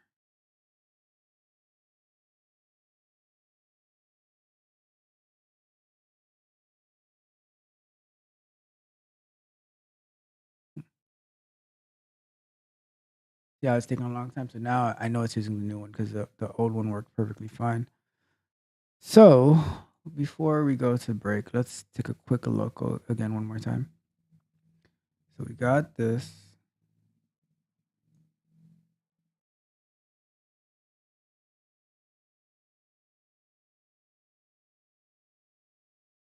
I didn't have this for the other one. Actually, we did, but we didn't use it from what I see. What we do is have that. Make sure Dream Host.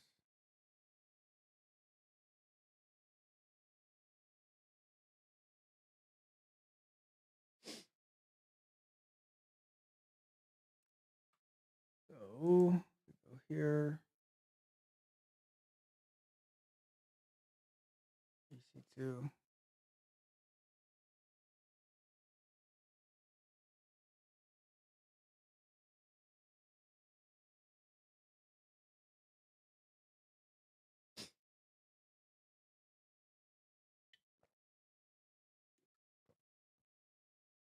See here. Security.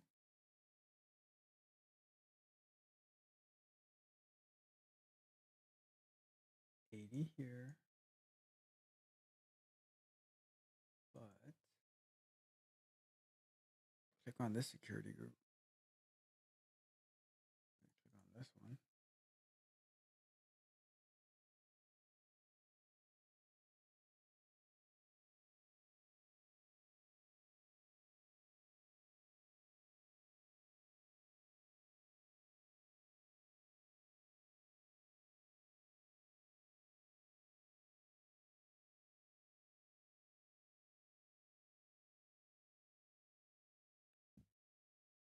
All right. Later. I didn't want to go to this page. I can get to this page. Right. So I wanted to go here. And we see inbound rules, outbound rules, all traffic. Inbound rules, HTTP.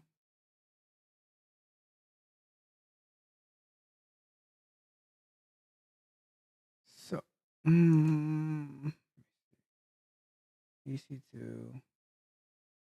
Let's take a look at the one that is working as it should be, which is this one. And let's go to security. 22 from all sources.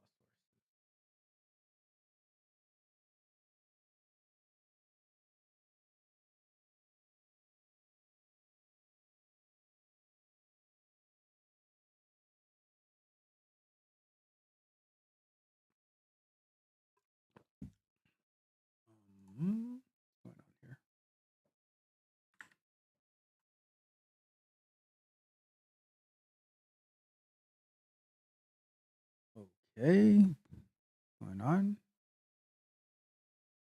Okay, so this is loading. Security group, VPC, security. All right. Click on that, and it has this.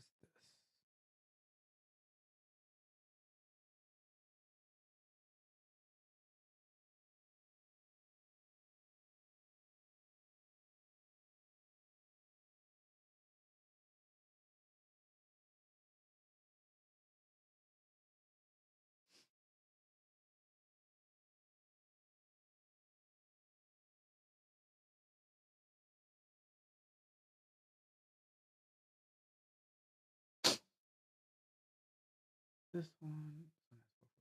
But source is 0000. Now we go to, let's go to, that might be it actually. Let's go here. Go to this one. This is the second one that was created by Terraform. Let's go to that security group. And this has here, right? Let's edit this.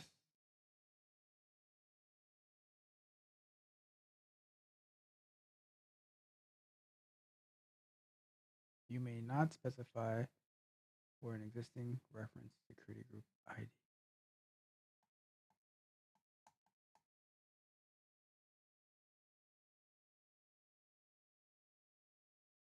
Rules with source. Huh. So go back here. That one is so weird. Let's go to security.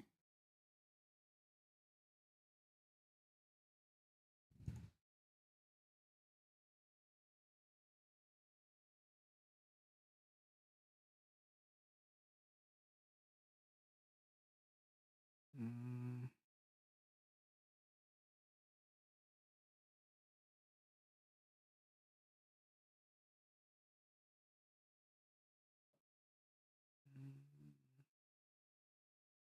Security.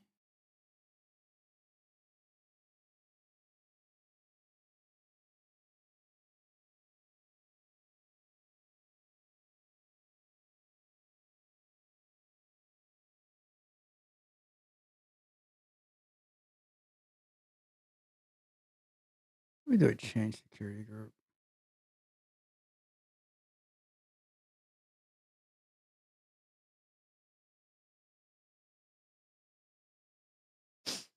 Let's try this one. Let's try the one from the old one.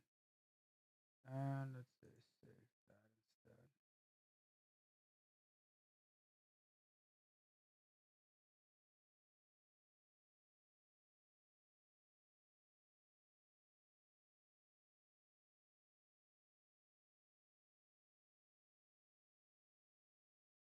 Anyways, that's something we're gonna have to figure out with this with the ACM thing because that's you get everything working, but it's like that whole I don't know that security thing that certificate. It's really a tough one to wrap your mind around on why that one. Because if I don't know,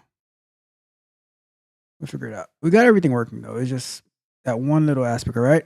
So let's do this. Let's do our break real quick, and then what time is it? 4:30. All right, cool. So we'll come back for one more segment where we're going to be working on deploying to the to another provider, right?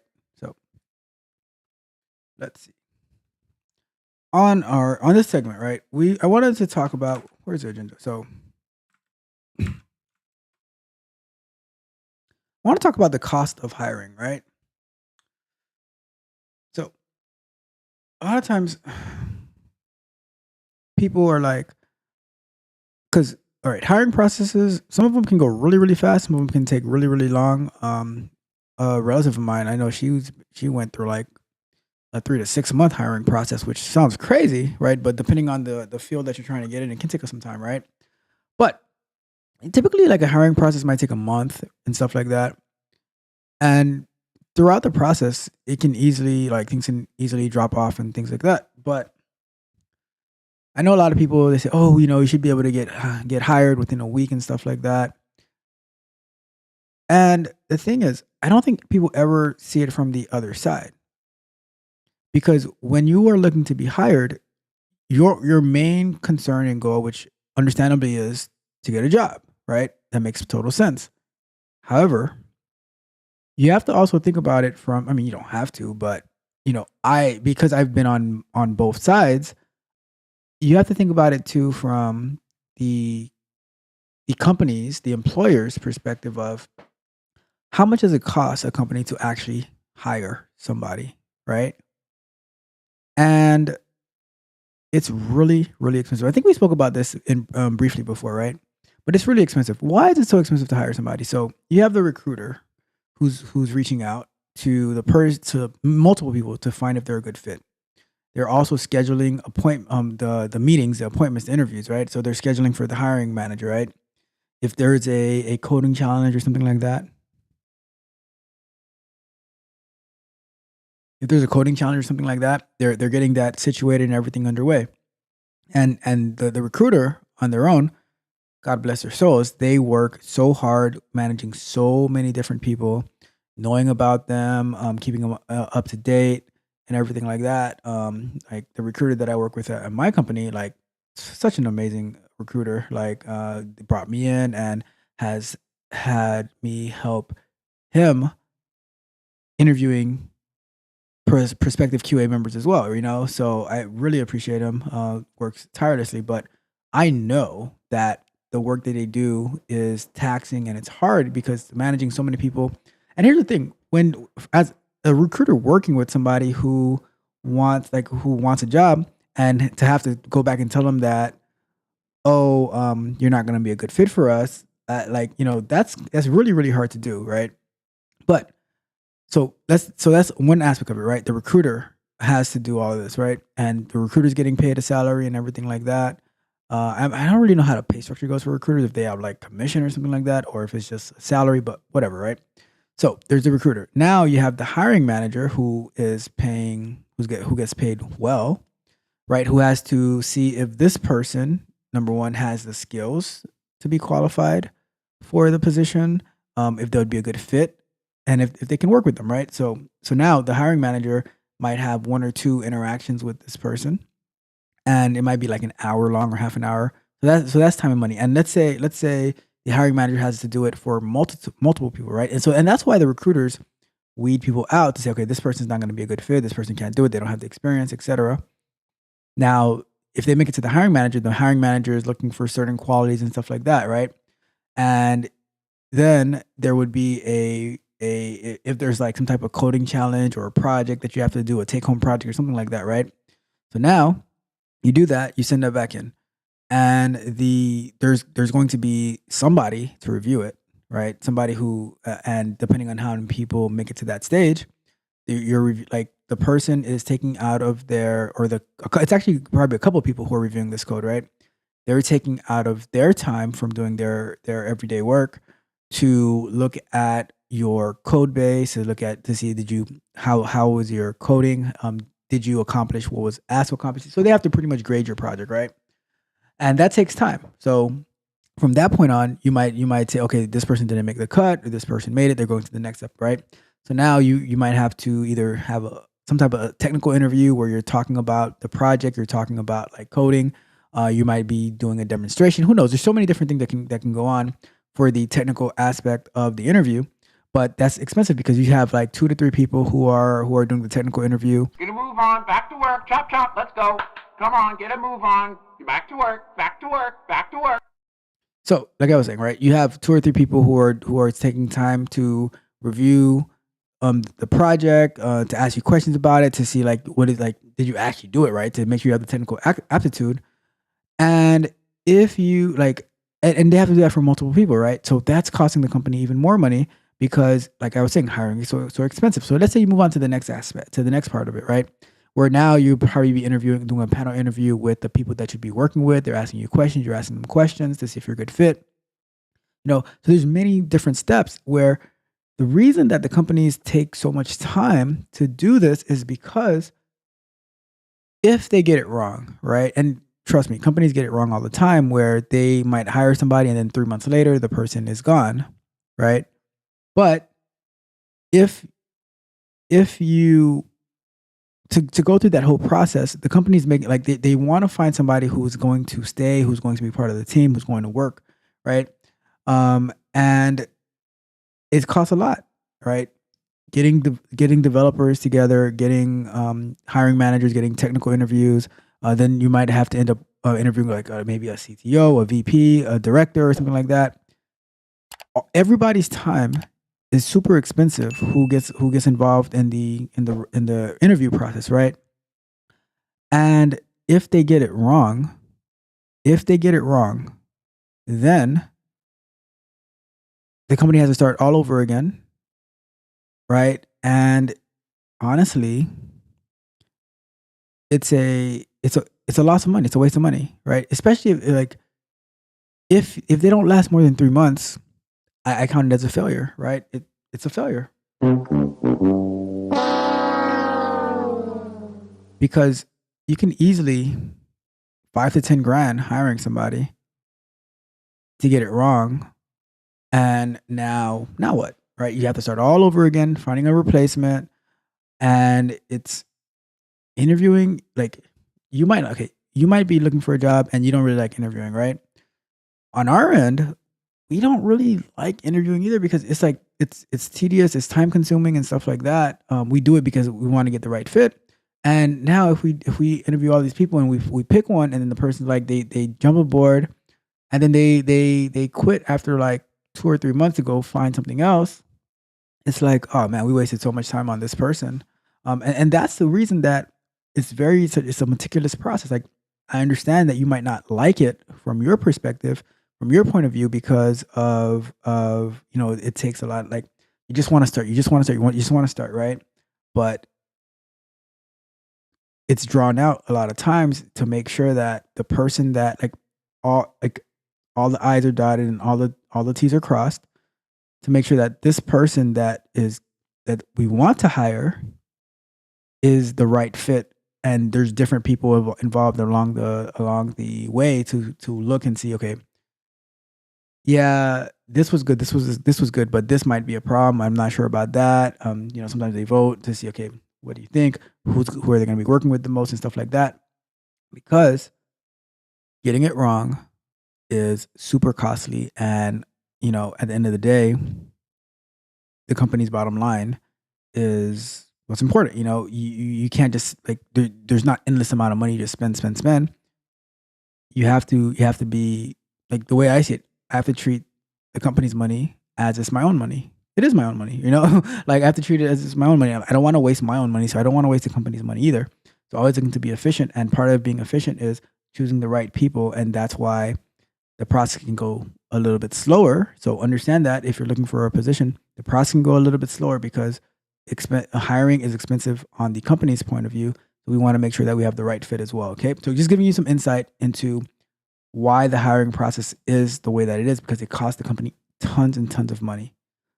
So please bear, like if you're going through an interview process, bear with the process, understand, and you know what, you can express that itself, like, okay, I appreciate, like you should tell them that you appreciate the time that they're spending to interview you, because you understand that it's a tough job, it's a very tedious process, and you appreciate them taking the time to, and you should always show appreciation to everyone that interviews you, because they didn't have to, they didn't have to.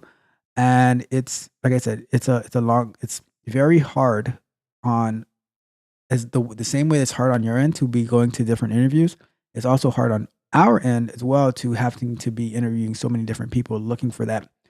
It's like finding a needle in a haystack many of the times, right? So, understand, all right? So that is that, and that's why the cost of hiring is really expensive, all right? So just wanted to share that with you as well, okay? So we're going to move on from this ACM stuff, right?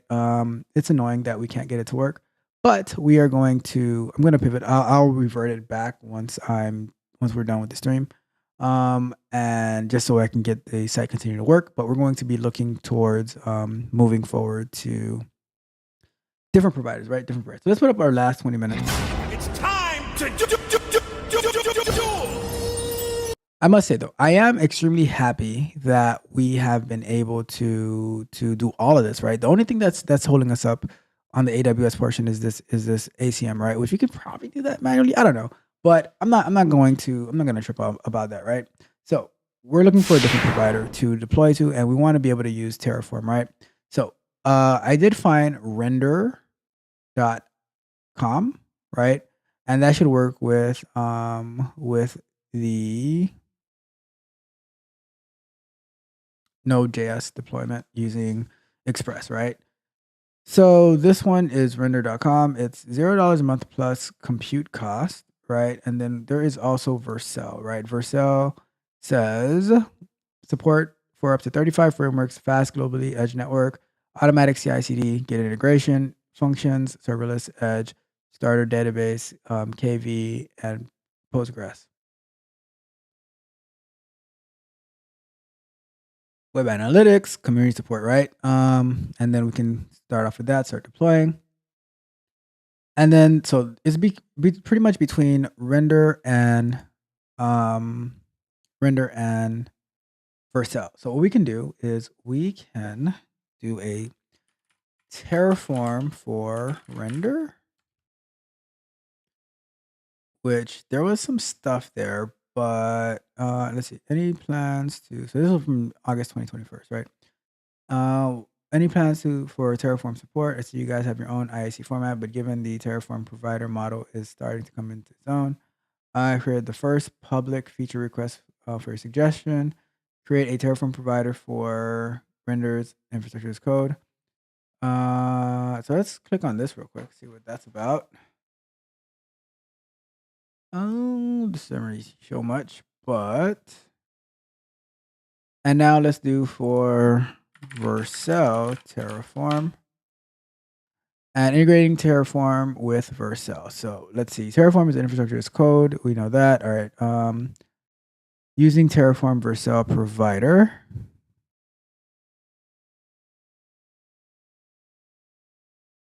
Vercel Terraform provider is open source. You can access it from its Terraform registry. So let's take a look at that. Let me see. Is that what I want? Not really. Let's look at this one.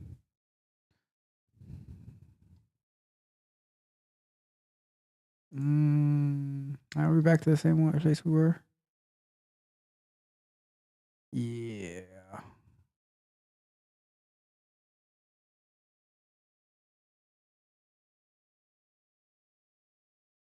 Vercel API token. So developing the provider. If you wish to work on the provider, you don't wish to work on the provider, but you do wish to use it. I thought I saw this somewhere. Let's see.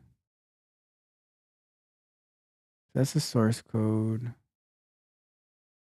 Use provider. Okay, so here we go. So now we just need this documentation, maybe. Okay, here we go. So, we can use this. Okay, so we can use required provider, API token, optional default team for all resources.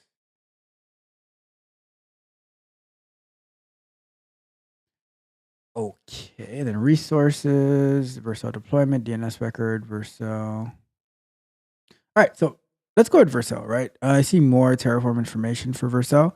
So, and it was recommended by Don. So let's do that. We're start deploying, and we're going to select a Git provider to import an existing project from a Git repository. We're going to go to select GitHub, and we're going to say authorize Vercel.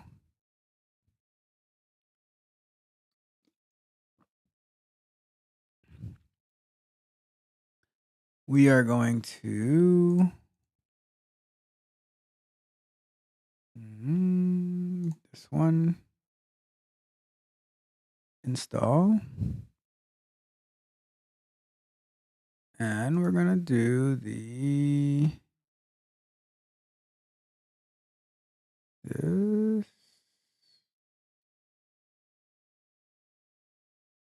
doing this one. The framework is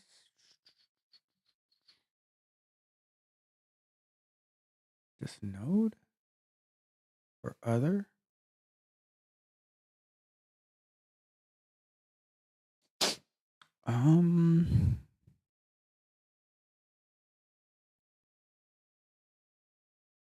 It's not React.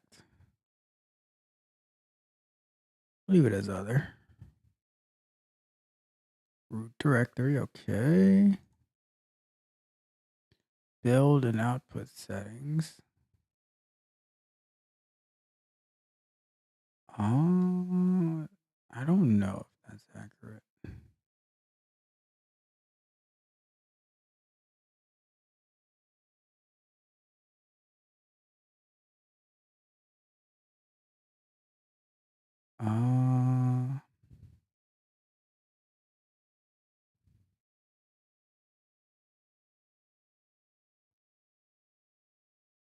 What is our command? So let's look at our command over here.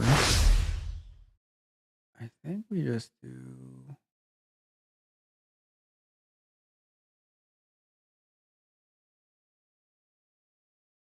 Is that just npm start? I don't remember.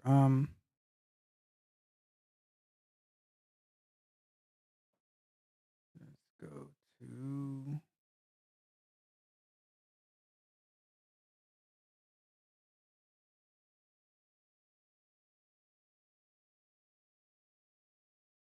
So let's just, I don't know. Let's just click deploy, see what we get. I don't know.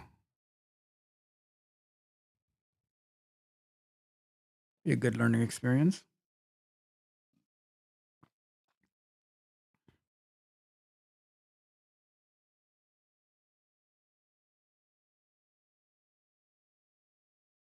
Deployment failed.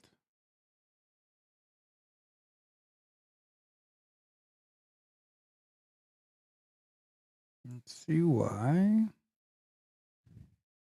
npm command. All right. So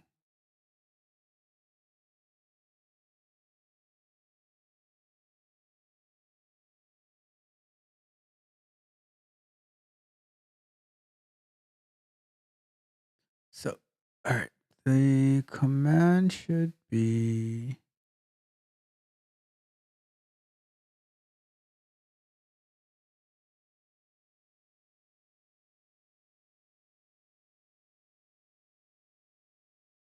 npm start, I guess. So let's go here.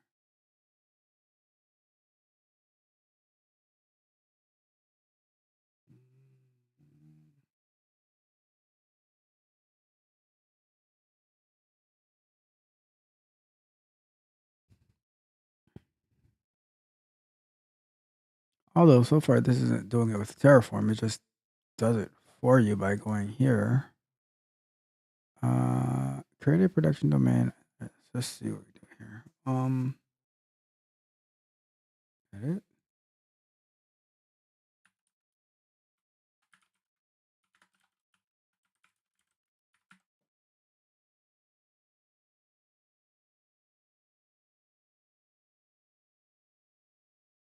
Oops.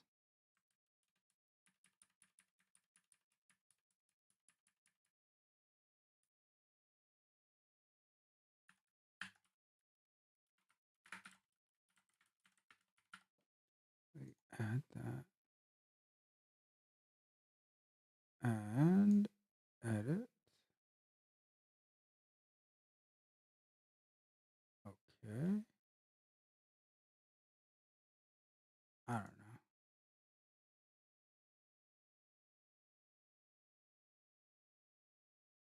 Maybe I don't even need this.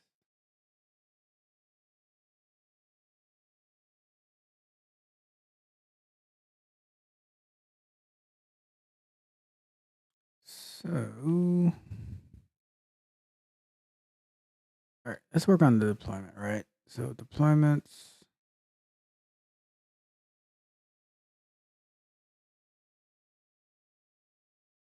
Um,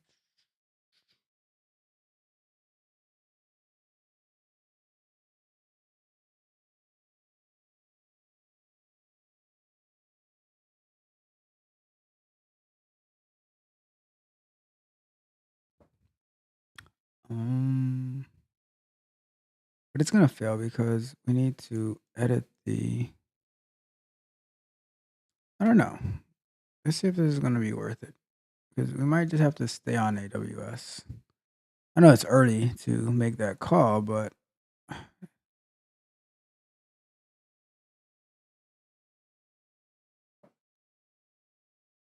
see. I would want to be able to.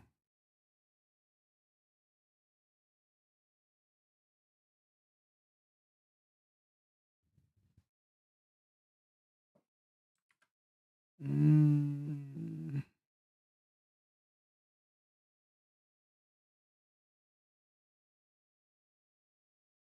should be able to change this. Remote, view all branches, delete, copy, redeploy.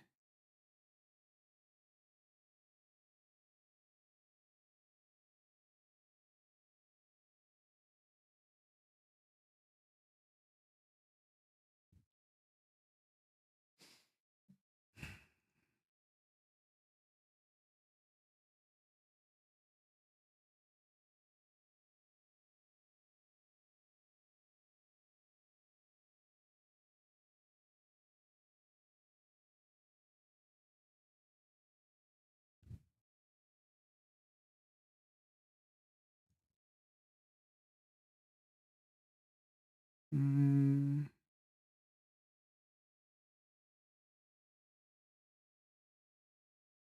that's not what we want.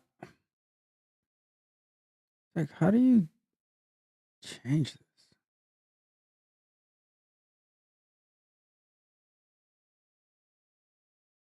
Domains.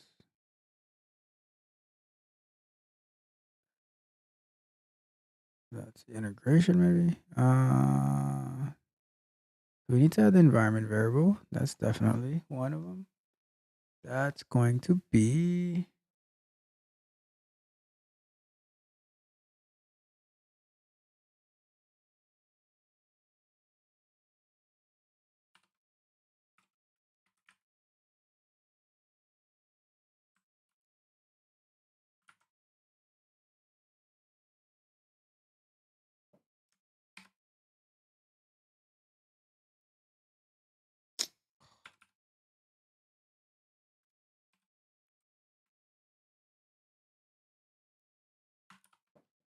So this is here as an API key.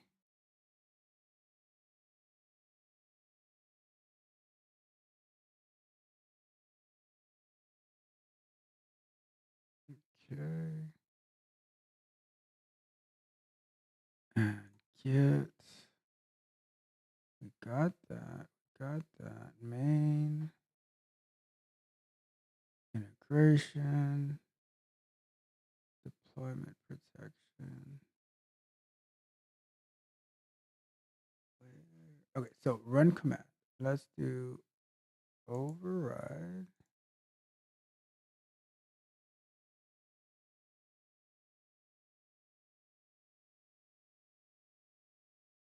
And we're gonna do. Let's try npm start.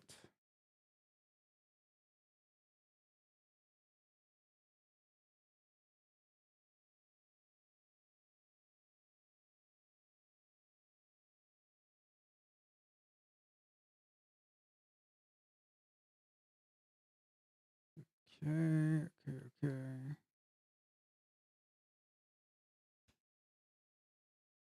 All right, let's try it. Let's try to save this.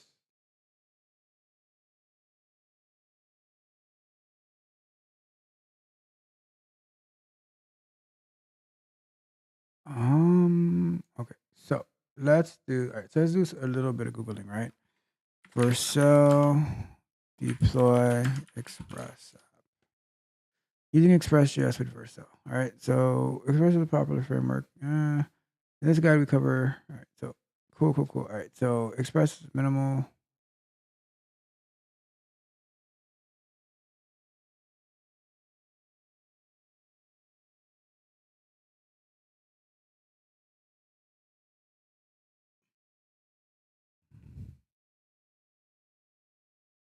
Let's see.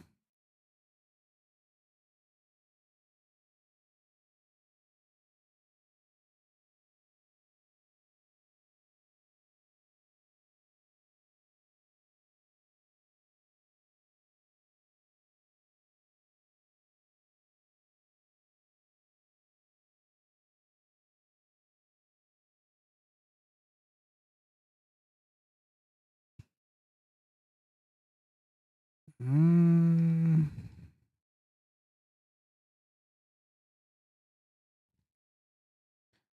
The stuff that annoys me about this is that there's a way to build it, right? But then to you work on their platform, they want you to do it a little differently.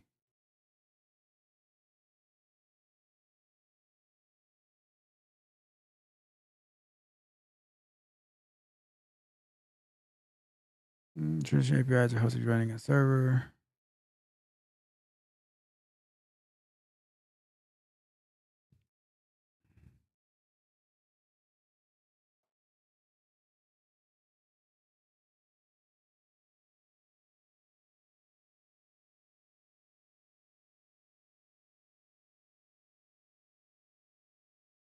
So if you're using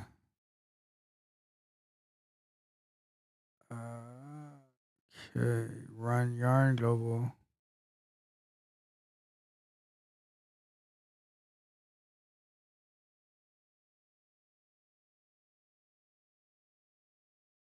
Hmm. I don't know. I think I'm just gonna stick to AWS for now because like I would want. I like the setup that we have with AWS, right? And for me, if I have to just figure out the Terraform part for AWS, I don't think it's worth going to this headache because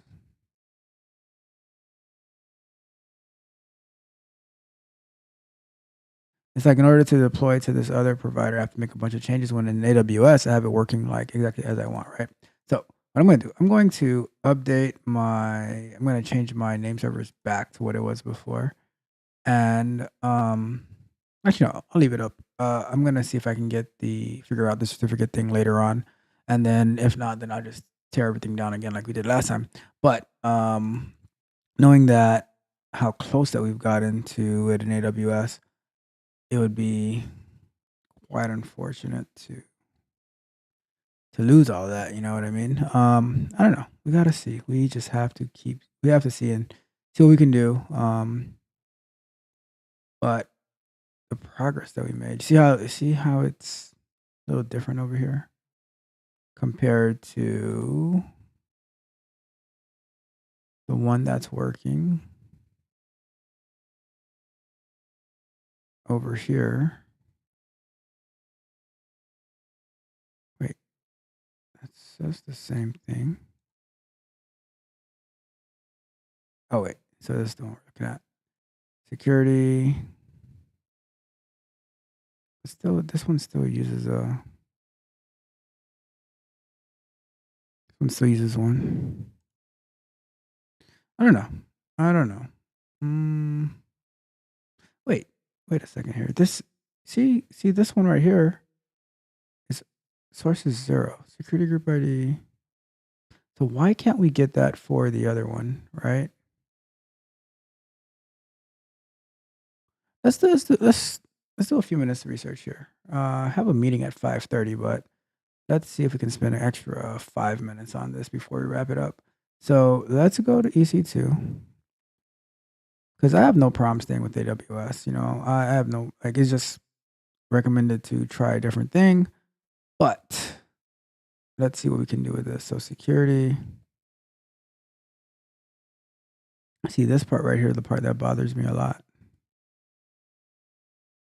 We go here.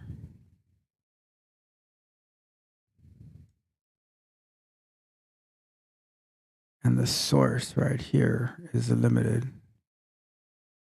Lunch break! Lunch break! All right.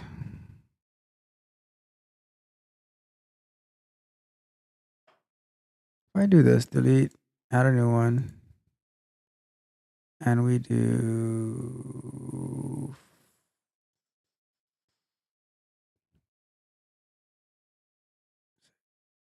oh, so we were able to do that.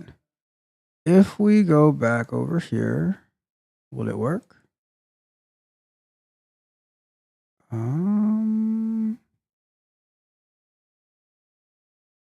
Should have.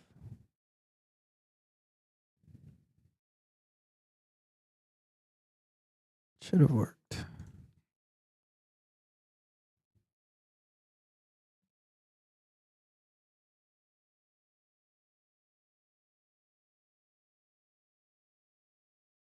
Huh. Thought that was gonna work. Let's see.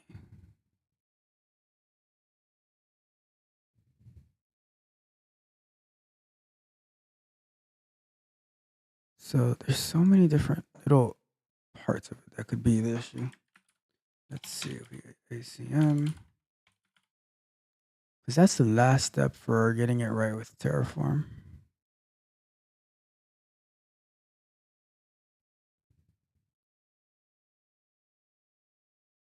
So this is the new one.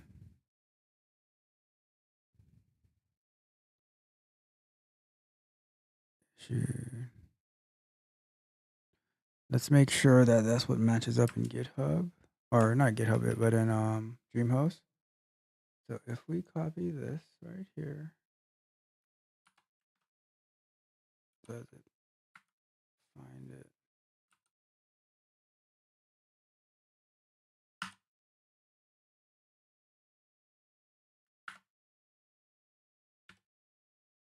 Oh, no. Wait a second. So, oh wait.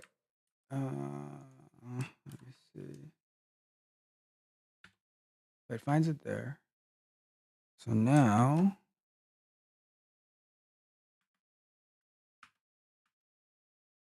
if I copy this,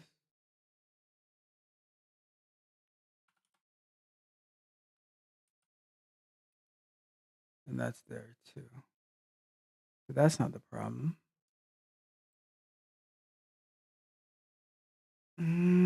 Let's see. Prod certificates. Wait, it says not in use? Why is it not in use? That might be the problem there. It's not in use. So let's go back to this one to see why is this one in use. In use, yes. Associated resources, this one right here. So if we go here and we say not in use, and there is no associated resources, that might be our issue actually. How do we, all right, so now, look at that one more time. This one says associated resources, elastic load. All right, so let's go and look for our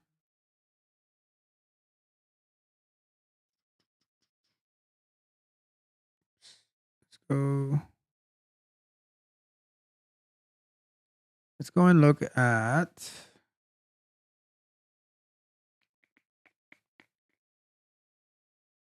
Elastic Beanstalk.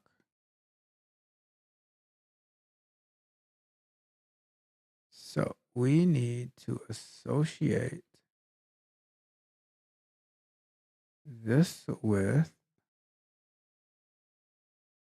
a certificate. So if we look at this one, we look at this one, somewhere in here, there's a certificate associated with it, right?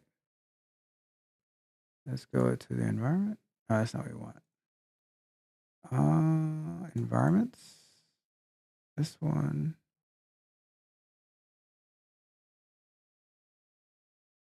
Configuration. And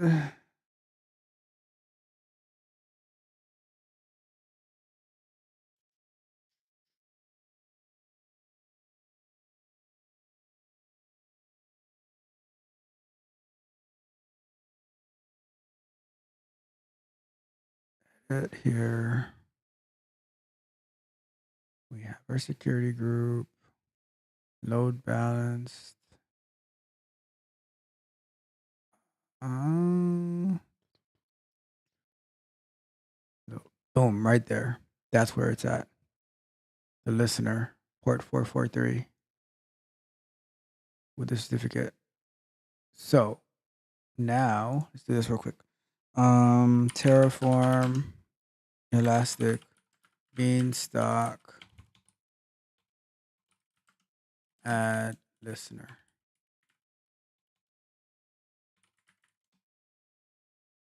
Attaching a load balancer listener to Elastic Beanstalk. Okay. That's your code. That's not working. Setting namespace certificate ID. All right, cool. Okay, so we might have to take care of this next week, but we can start over here, right? So looking over here, we have setting. All right, so it's gonna be right in here, right? Setting namespace. So we have all this. We're gonna need to drop in another one.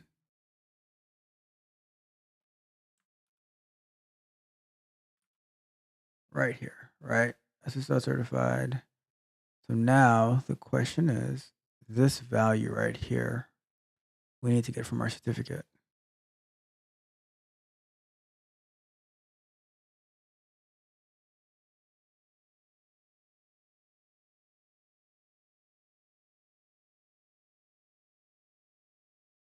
So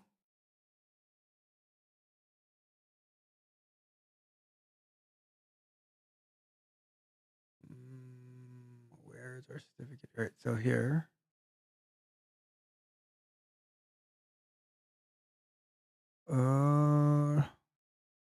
AWS ACM certificate. Let's see what we can get out of that. Let's see if we can get that out of it.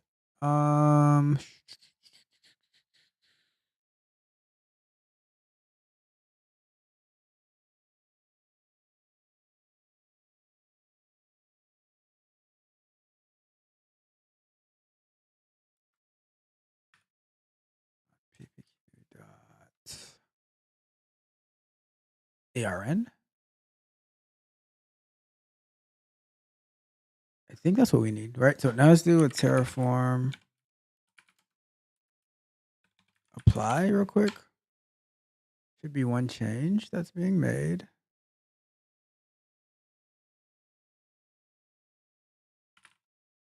So before I do yes, right? Let's go over here real quick. And let's go here. So this is this one, right? I want to also go here, Elastic, Beanstalk. And I want to pull up the one that doesn't have it associated, right? This one. And I want to go to configuration. Because I could have gone in here and did it manually.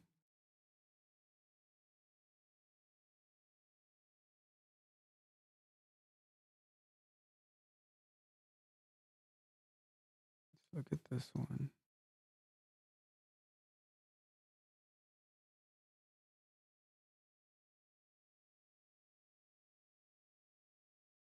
I don't know where I got it from. Configuration.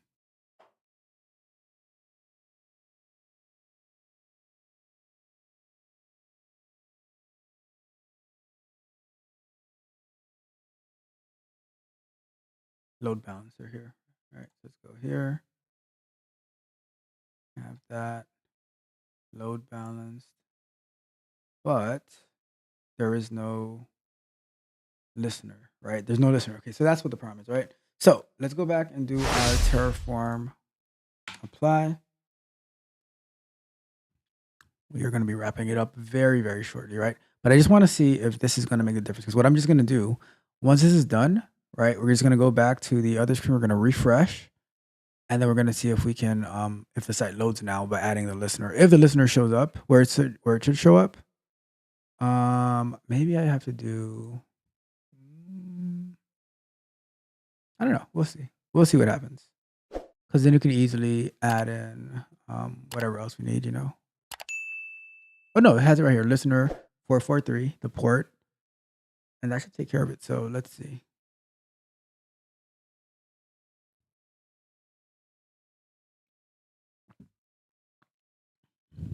And while this is happening, right? The way that I work, the way that you see me like bouncing around trying to figure things out, that's my expectation of the people that I coach, my tech barbarians, my tech prodigy. You are way far behind where you should be. And if I'm working so hard, I don't understand why you're not, right? So if you come on board to work with me, like this is my expectation of you to push forward, to grind, to work hard every single day to be where you say that you want to be, right? Like you have to prove it to me. I don't believe anyone. I don't trust anyone. Like so many people, they come and go. They have nice words and stuff like that. And I want to see you go out there and kill it and prove. You just go out there and prove yourself. Everything you do in your life is you're proving yourself, right? So that's done. Let's go ahead and over here. Let's refresh this. Let's see if it added it. Go down to listeners. Okay. That and guess what? You see, based on how we have been learning, we were able to get this the right way. So now, if we were to go here and we refresh, so this is a different error than we got last time, right? But it might be because of whatever change that we did when we didn't know any better inside of here. So let's go here real quick before time runs out. And we go to security. And we get rid of this one. So let's go here. Edit, inbound. Get rid of this one. Save. I don't even know if we needed that at that point, but let's go over. This might have just added it on its own because I didn't have it there, right? Let's go back over here. Refresh. SSL protocol error. Getting a different error now, which is better. It's not timing out. Unless the other one was the right one. Go here. Edit again. Add HTTPS. Oops. 0. Save. And then let's delete this one.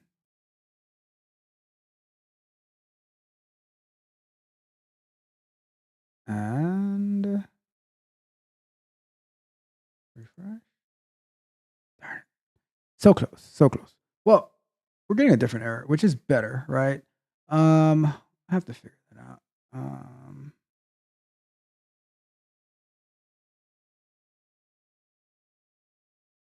I have to figure that out.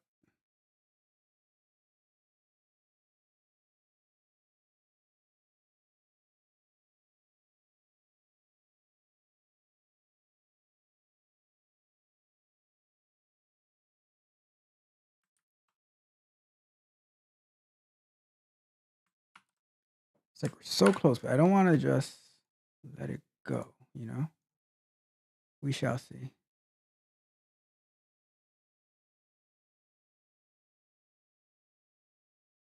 We shall see. All right.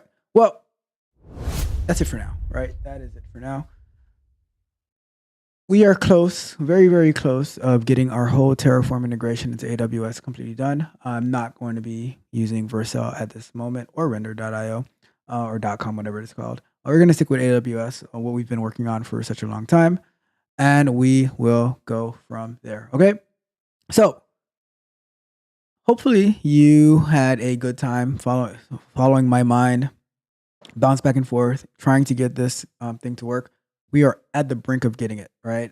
We just have to do a little bit of extra tweaking, but I think we're going to be good. We're going to be fine.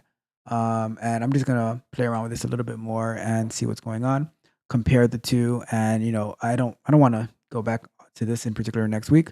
So I'm going to try to figure it out. And then at the beginning of the stream next week, I'll let you know what happened. And then we will move on from there, right? So I want to say thank you so much for tuning in today. Hopefully you had an amazing, wonderful time. Thank you so much for Fanny for being part of the show as well. I really appreciate you, and I look forward to talking to you a lot more.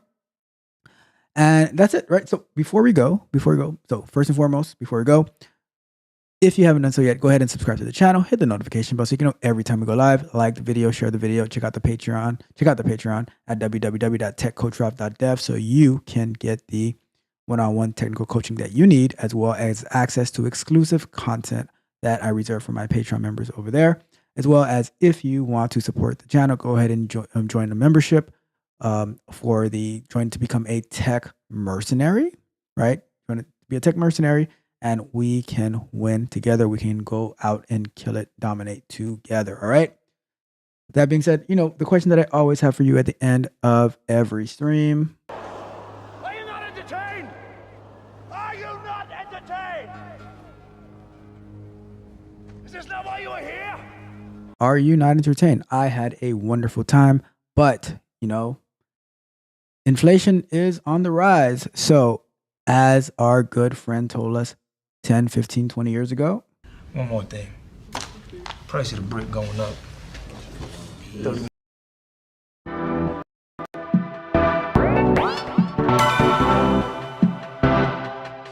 You might think that getting into the IT field is impossible without a computer science degree, but Tech Coach Ralph is here to prove you wrong.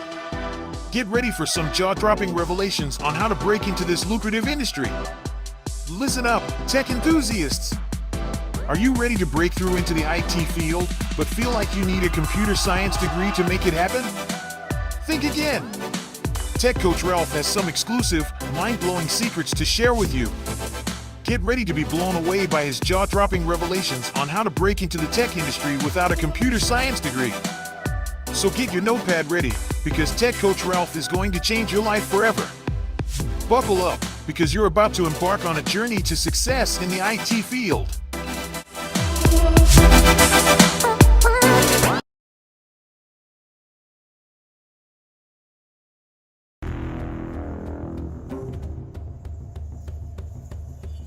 Hear me, warriors of the North.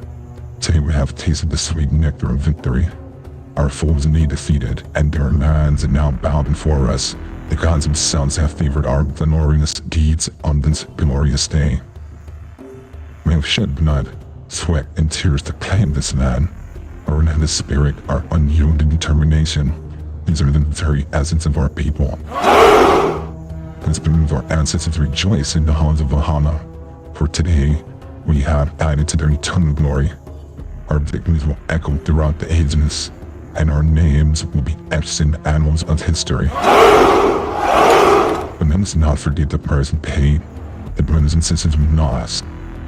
They now feast in the hall of our forefathers, watching over us with pride.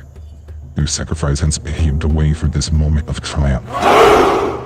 As we celebrate this conquest, let us also remember that our journey is far from over. More land awaits our conquest, more battles call us forth. And the fire in our hearts burn ever brighter, for there is no limit to what we can achieve. To those who dare stand against us, let them tremble in fear, for they shall witness the fury of the northern storm, the wrath of the untamed barbarians. Today we celebrate our victory. Tomorrow we set our sights on new horizons, uncharted land where our banners will fly high. We are Vikings, we're barbarians, we are masters of conquest.